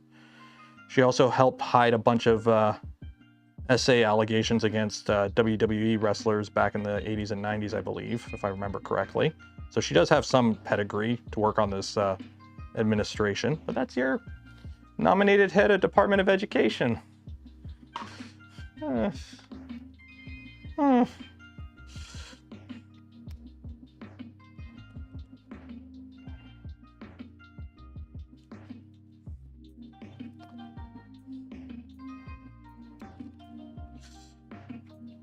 Like, is it wrong? Like, is it wrong? I want people that are, like, I would like people that were qualified and actually have, like, backgrounds and education in the fields that they are going to be potentially running. Is that such a bad thing to ask for? The SO8 Mini? Yeah, I saw it. I've got 3 of them. They're called V0s.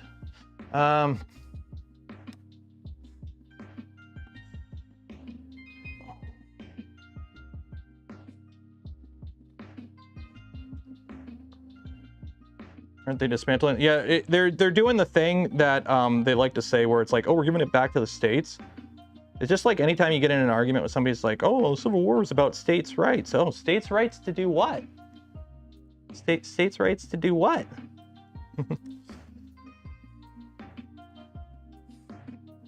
Okay, what did I put in the middle? It's red in the middle, right? Yeah. States' rights to do what? Oh, that thing.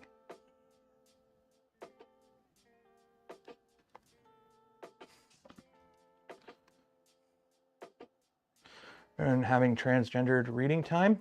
Yeah. Where's that button? Where's that button? Where's that button? We don't tolerate that here. So goodbye. Yep. I'm sorry if you're of the opinion people I consider friends shouldn't exist. GTFO.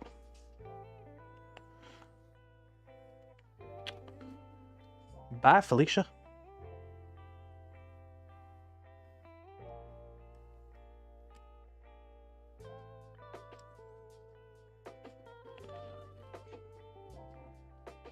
Yeah, later, hater. I'm sorry. Your government has actual pressing real world problems to solve. And what's in people's pants is not one of those. It shouldn't be anyone's concern. Crimping away. But who do I know? What do I know about red herrings and distracting people from real problems? What did I miss? Nothing. We are installing fans using really crappy connectors because I can't find good connectors. So I'm shoving DuPonts in here.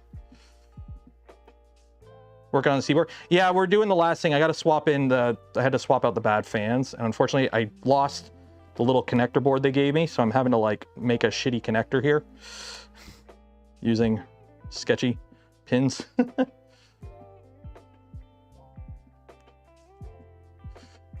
Ask them to read the declaration. Yeah.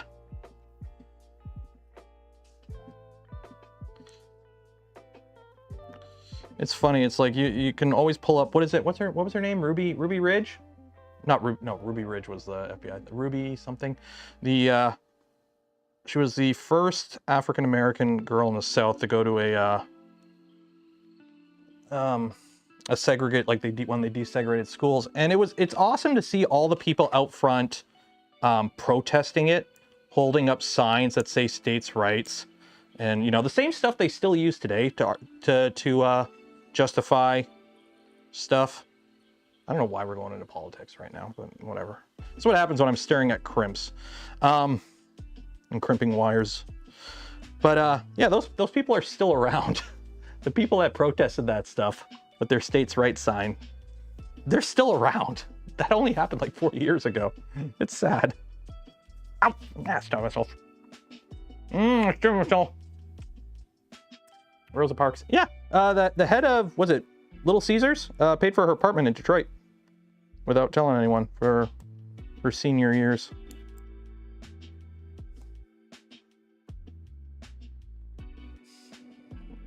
Yeah, it's supposed to be microfit, but unfortunately, I don't know where my thing of microfits is, so I'm jury rigging DuPont connectors here, which are super not liking them, but it's working, hopefully.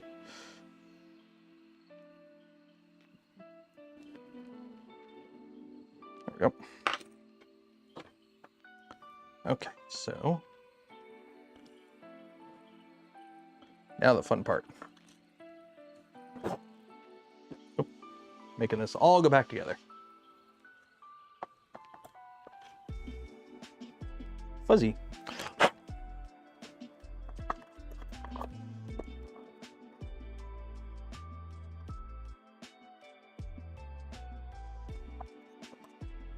Yeah. How about stalker games? Oh, I can't wait.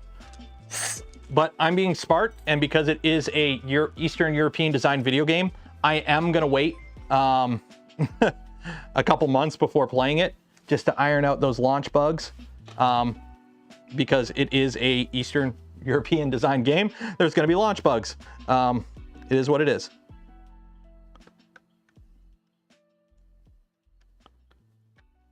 There we go. So that goes like that, and that goes like that. Haha. Where'd I put my screwdriver? Over there. Ooh, Greg, $20, 20 euros. Sorry, cheers, I appreciate it. At Bigot, sadly, an election, Johnny brings out all the...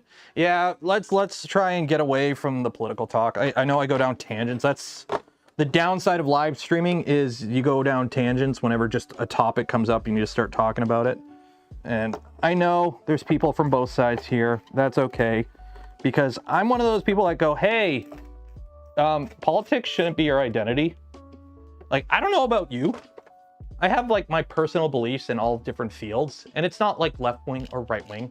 You know, I like guns, but I like people's rights. Like you can have beliefs from both sides of the spectrum, and then guess what I do? When it's election time, I look at all the candidates. I go, which candidate best represents me at this time and is offering the things that affect me the most, and I make my decision. And then after the election, I stop caring about the parties because they both suck. They both suck. They're political parties. They all suck. They're all horrible. It's just, at this time, while I'm sitting in front of this piece of paper, at this moment, this is the party that represents me the most, and that's who I vote for. I voted for both of the main parties in Canada over the years. I switch between them depending on what it is. We need more than three. We need more 3D printing parties. I mean, in Canada we have the rhinoceros party. Why? Oh, this is magnetic. That's right. In Canada we have the rhinoceros party. Guess what they sell? Rhinos. How does this go again? That goes like that, I think. Yeah. I don't know why I unscrewed that. That didn't need to be unscrewed. Politicians are in it for itself. Honestly, that's one of the best things I can hope for with the upcoming administration is simply the fact that they probably care more about themselves than actually trying to do anything. So it's kind of like, plus we've never seen so many narcissists in the same spot. I mean, Washington, so there's always filled in narcissists, but I'm gonna vote the Marxist Party. Yeah, but let's be honest, Rose, unless you vote for the Conservatives or the Liberals, you're throwing your vote away. Let's be honest with ourselves here. Unless you're like the one person in Vancouver that keeps voting in the Green Party over there. Which, am I missing screws? Did I take out screws that I needed and not put back? I think I did. Oh, well. I think I did. Oh wait, no, they're right here. They're here because I got to put this in. That's right. That's right. This goes like this. I was wondering what's going on here. So you go like that. And then you go like that. Yes, that's how this works. That's how this works. This goes like that. That goes like that. And then this goes in. Okay, that makes sense. Digging the hoodie. It's a Prusa hoodie.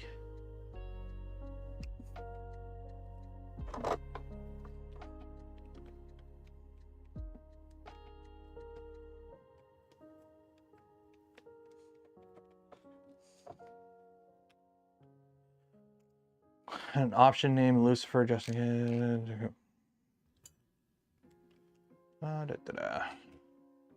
Peace and love and creativity party. Here's the problem with peace and love and creativity. This is the real world and we need functioning economies. Will I be at Oxford? No, I'm not. Why would I go to Oxford? Smurf is in Manchester this year. The G code party.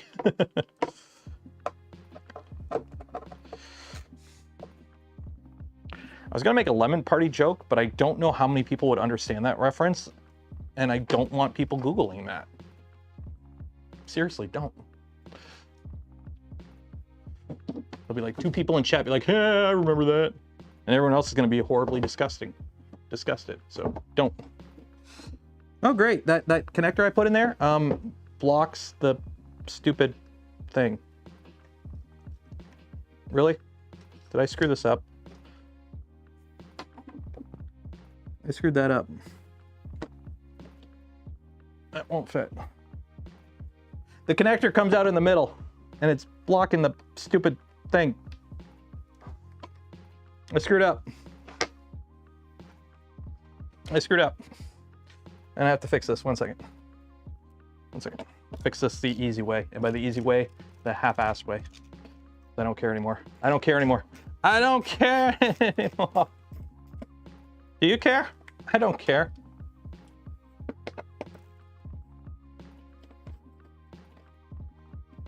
The Marlin party, the Clipper party.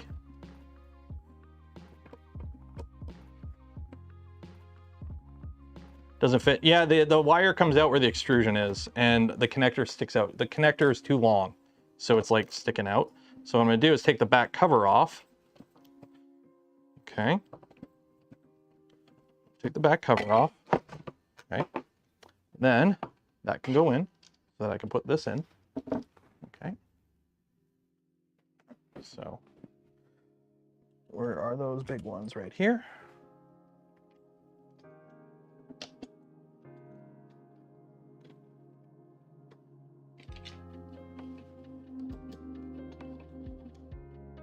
Okay, 1.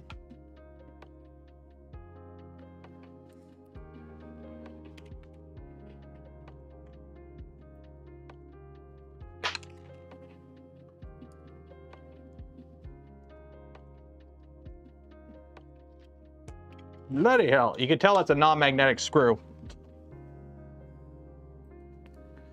The micron versus salad fork, pretty much. I think at that size, the salad fork makes a lot more sense than going all out on a, you don't need quad gantry leveling on a 180 or a 120. There we go.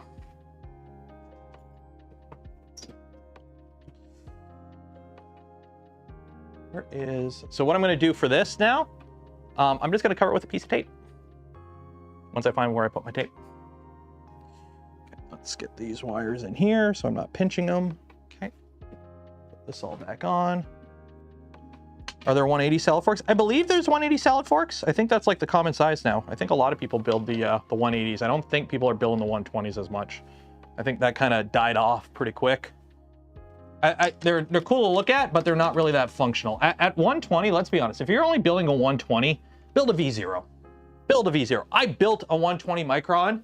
Yeah, it looks cool, but it is so overkill and never used.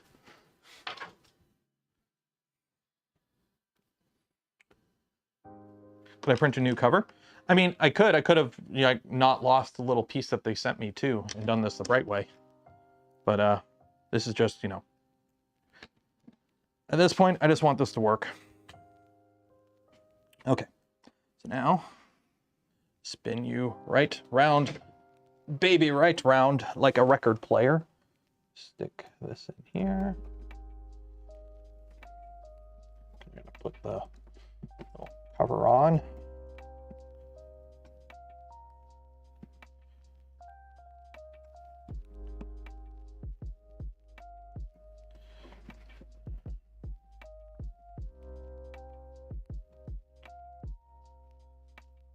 Nope. Okay, that's that.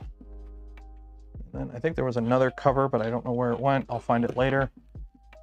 Fall in. I don't know where it went. Whatever. It's just for those cables. Okay. So now I can turn it on. So this is what the problem is I'm dealing with right now. It's not really a huge problem, but it is a thing I'm gonna have to. Oh shoot! I don't think the. Can you put that in backwards? Can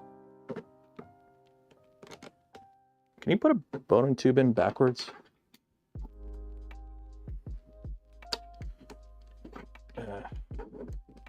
Will Bowden tube go through its connector backwards? If I can get in there. There we go. That's in there. It does not. Shoot. Okay. Well, I guess I gotta go in the wrong way. Go in the long way. So the problem I'm having is the disconnect. I think right about there is not the disconnect. The connector for the drag chain that I'm using here to hold the umbilical up is not exactly mounted to anything. It's flopping in the breeze. So I'm using the Bowden tube to kind of hold it up, but there's nothing here. It's just flopping in the breeze. Now there's enough zip ties and everything that it is constrained, but it's just there. Let's print something. What time are we? What time is it anyways? What time is it? Oh, we only got like 10 minutes left. Okay, let me put this back on the bench then. Yeah, we got no time. Okay.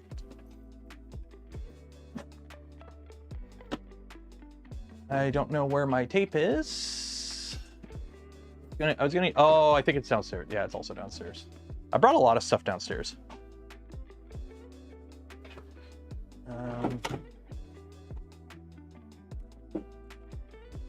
Tape. Should I be using aluminum tape? Probably not. But I don't see any exposed wires or anything, so we're good. But what I will do, just to cover my butt, put a little piece of green tape over the connector. Camera sponsored by Brondo. I mean, if it's got what plants crave, who's to deny it, right? If it's got what plants crave, who am I to judge?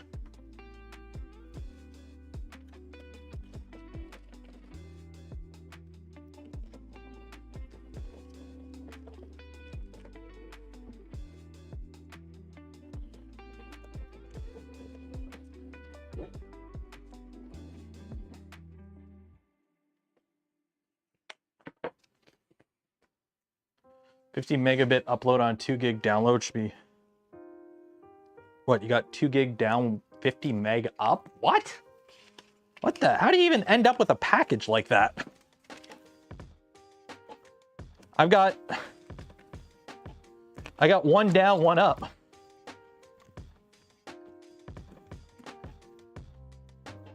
One down, 1 up.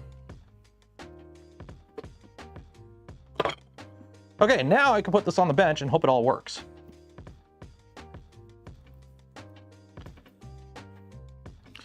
Somebody find me some, I need a fun ABS print to print. What would be a good print to check, like, hey, this is good at printing ABS?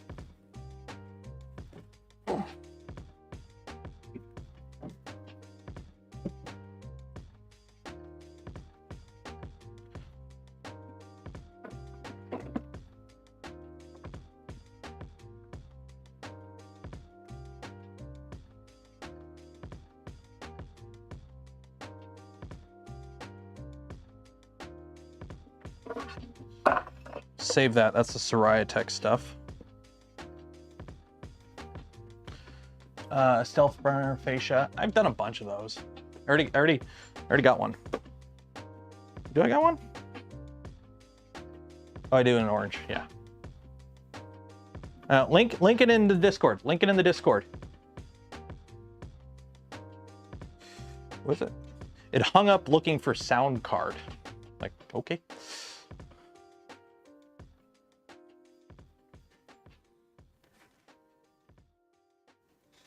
Okay, so let's make sure those fans work.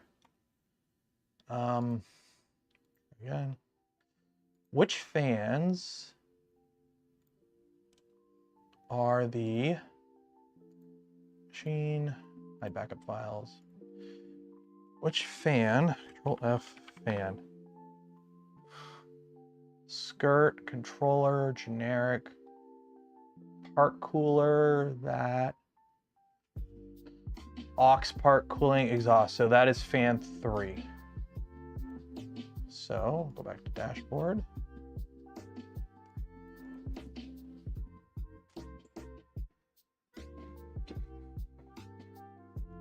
I only have 1 spinning fan. Only one of them is spinning. Both are spinning. There we go. There we go. Okay, both fans are spinning. Contact. Okay, so we're good there. Put the roof back on.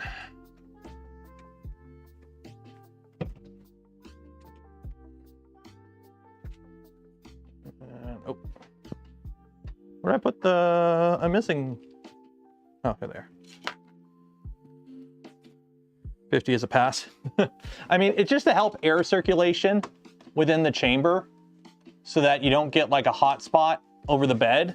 Because remember, the easiest, your printer has a chamber heater. I hate when companies are like, you need a chamber heater. You do not need a chamber heater. What you need is a fan to move air around your enclosure because your printer already has a chamber heater. It's called the bed.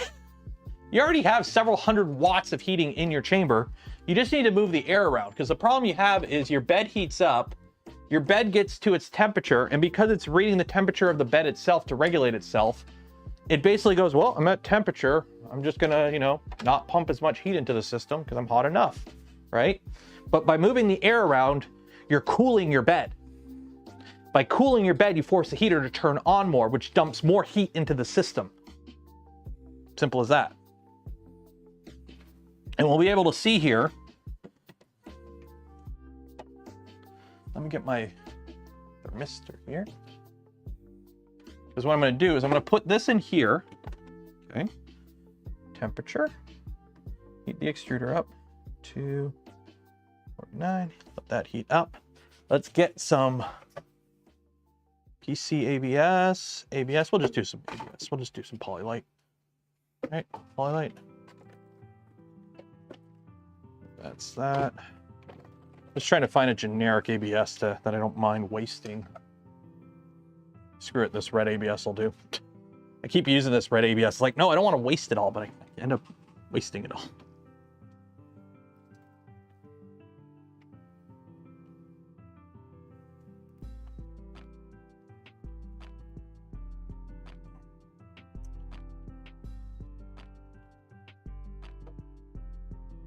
Okay.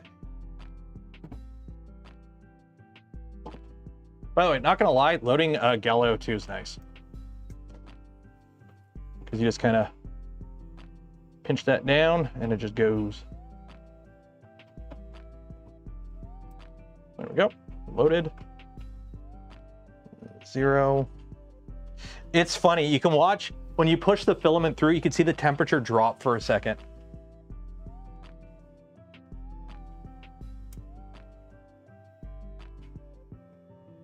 There we go. Okay, let's see how hot that gets now, because I actually got the chamber.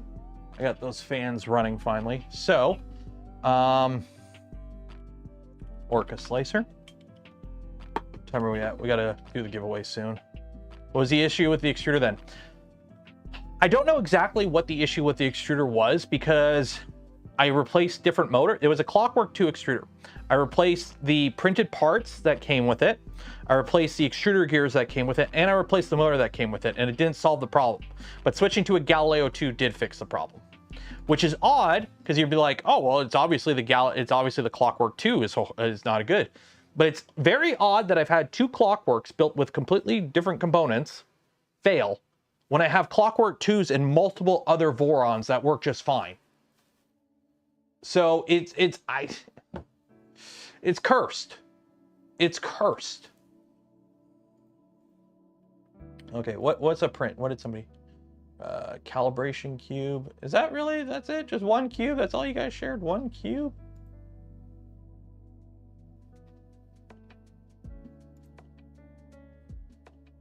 Whoa, who added me on the Polymaker Discord? Why did I get an @ on the Polymaker Discord? Oh, that's why. Prusa enclosure. Yeah, this one doesn't get that hot. This one only gets to, like, it depends, because this enclosure isn't insulated that well, and it's really big. And the Prusa bed doesn't output a lot of heat, but that one I get to the low 40s usually.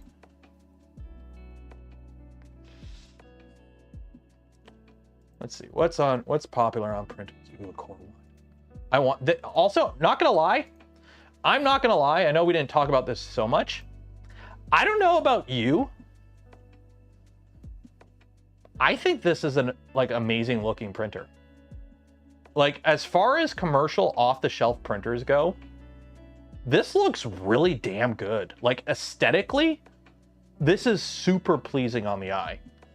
I like how the front panel isn't tinted. You got smoked panels on the side, but your front panel isn't tinted. It's pooch proof, or sorry, Uncle Jesse proof. The filament sits within this little cubby on the side, so that means, like, you don't have this dead space on the sides. You get your fans, and by the way, these fans back here are exhaust only. So if these fans are only really used when you're printing PLA and PETG, I believe, to ensure that your chamber doesn't get too hot. The door is reversible, yeah, so you can put the door on either side. Like, this looks damn good. Actually, I want to find that rocket. Where is that? Okay, wait. Prusa does this. Prusa does this. Where is Prusa? Prusa being good boys. Prusa being good boys. There we go. Dummy. Mark 4 Z. Okay. Dragon's Kiss. Rocket engine. That's this rocket engine. Oh, whatever. Where's the new rocket engine? Highlighted models. All models. Show me all your models. Where's the new rocket engine? Ooh, that's cool. I'll print one of those later. It's the Mark IV. They don't have. I want this rocket engine. I want this. Anyone got a file for this guy? Is this out yet? I don't see it on Prusa's thing, so I'm assuming it's not out yet. Okay, we'll use the Mark IV S1. Download.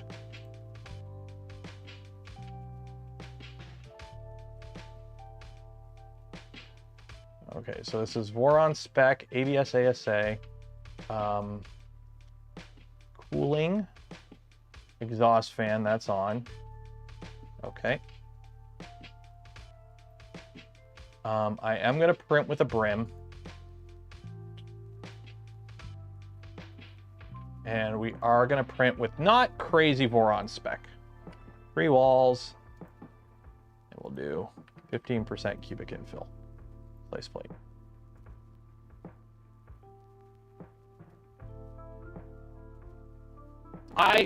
Prusa, okay.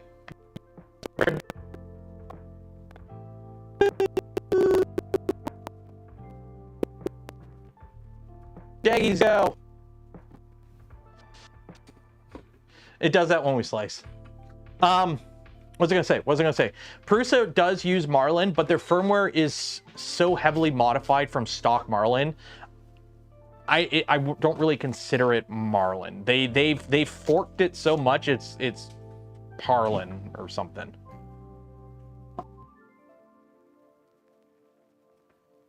Okay, so we got that. How much filament does this use?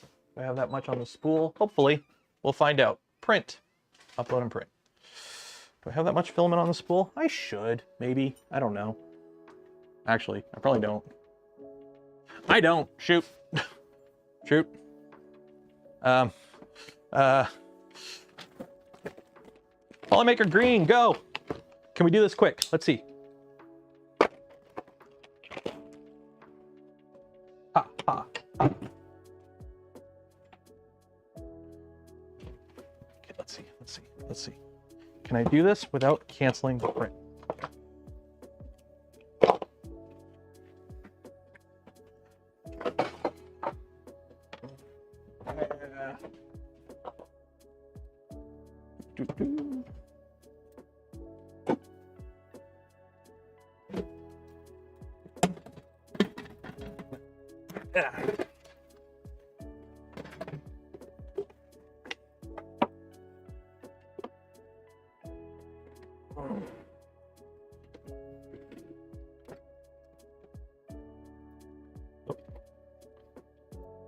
Can you guys hear the wind?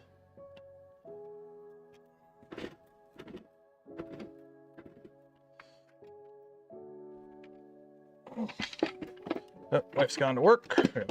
Finish this. Come on. Come on.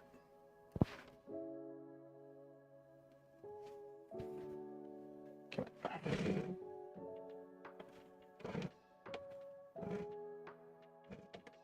on. Okay. How's this coming along? You're heating the bed up, then we got to heat the nozzle up. So I got to wait for the nozzle to heat up.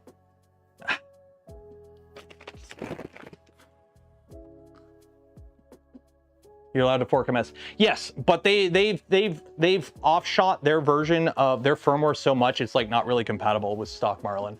And honestly, I'm okay with that. Prusa does have a machine with Clipper, by the way. The HT90, Prusa's Prusa Pro HT90 ships with Clipper. They do have a Clipper machine, but for their mainline consumer machines, I firmly believe their stock firmware is perfectly fine. They don't need Clipper. They're doing a lot, and in my opinion, Clipper is not the greatest for consumer machines. Hope that wasn't one of the resealable bags. Oh, it was. It totally was. Totally resealable. Okay, that's heating up. So now I gotta wait for this to heat up so I can pull the old filament out, shove the new filament in, and send it. DFH, give the 10 community memberships. Cheers and appreciate it. Remember, as soon as we get this print going, I'm gonna do the giveaway. So if you haven't entered for your chance to win some Polymaker filament, link in the video description. Enter for your chance. Come on, get to it, enter. Win the prize, 100 Celsius. This will be the real test, because now the chamber will actually get hot because those fans are running. So this will be like the real test to see how the fix worked. And I'm hoping I'm hoping we're good. Okay, now the hot end's heating up. Okay, 50.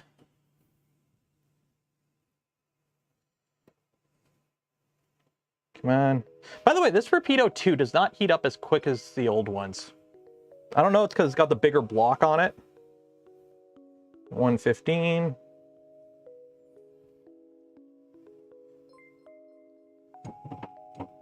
Okay, out with the old.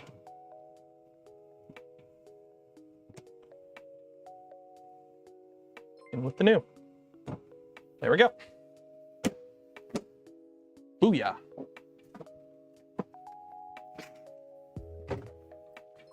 Get that filament dryer going. There we go. Let me just go make sure the little guy's inside. You good, Calvin? Where do you want to go? Okay, Daddy's gonna finish working and then we'll figure something out. Later. Daddy's gotta finish working.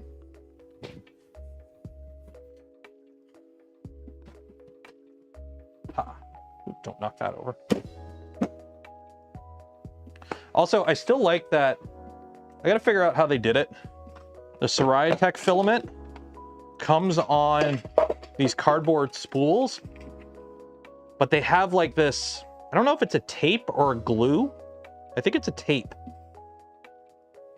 Oh, I think it's like a glue. They put like this around the outside. So these are this slides. So I wish more cardboard spool manufacturers, because this is like, it actually slips and slides. So if you have like a friction spool, like a rep box, it's so much nicer. Yeah, it's AMS friendly, it's rep box friendly. I personally like it. Okay. Giveaway. If you did not enter, you will have another chance on tomorrow. Create sheet. Okay, copy names. Hey, buddy.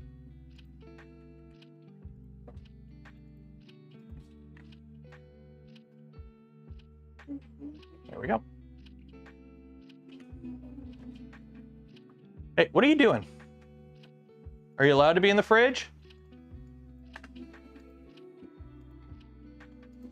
I've got a 6-year-old digging through the fridge right now. What are you doing, buddy? Rapido 2 is 80. Oh, that makes sense. Oh, I gotta.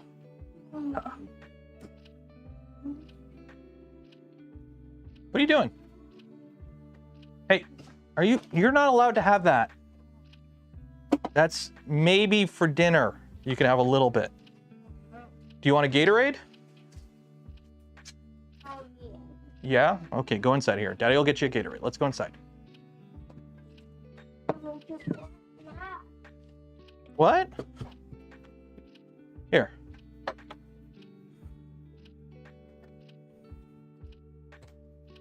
There you go. What do you say? Thank you. You're welcome. There we go.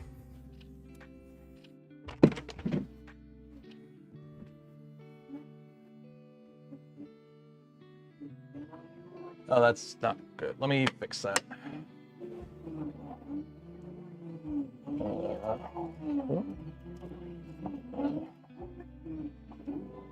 Actually,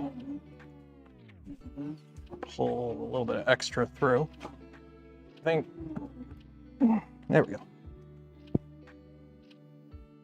There we go. Got to get it all set up right. Okay. Continue. Let's do this giveaway. Race. Add names, clear, open. Names, we got 354 people. Let's go to the bottom. Let's do Raging Pin. Bots. Was it 354? 354. Play.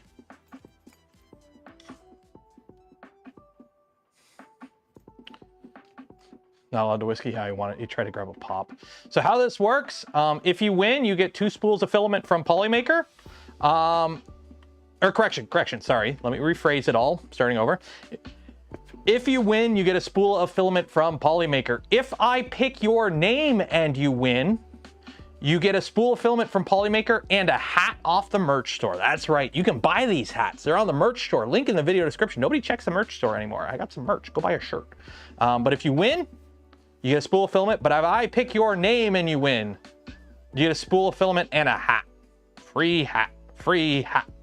So congrats, good luck to this person. Steve Knobs, if you win, you also get a hat. Which means I would need your contact information at that point. Free hat, free hat, free hat.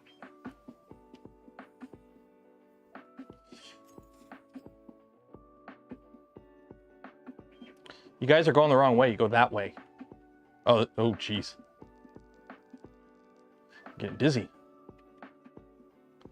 No, Derek, you went the wrong way. You got to stay on the path. Remember, exclamation mark zoom zoom makes you go faster. Exclamation mark gullible makes everyone else go slower. And if you like the smash button and are subscribed to the channel, it greases your ball up to make it go even faster.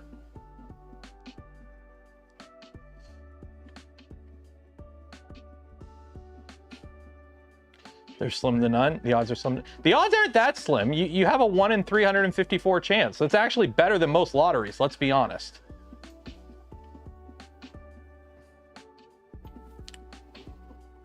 How's this coming along? Coming along good. So how does this work? You gotta go through the bottom? Oh, you gotta go. Wait, where am I going? Where's everyone dying?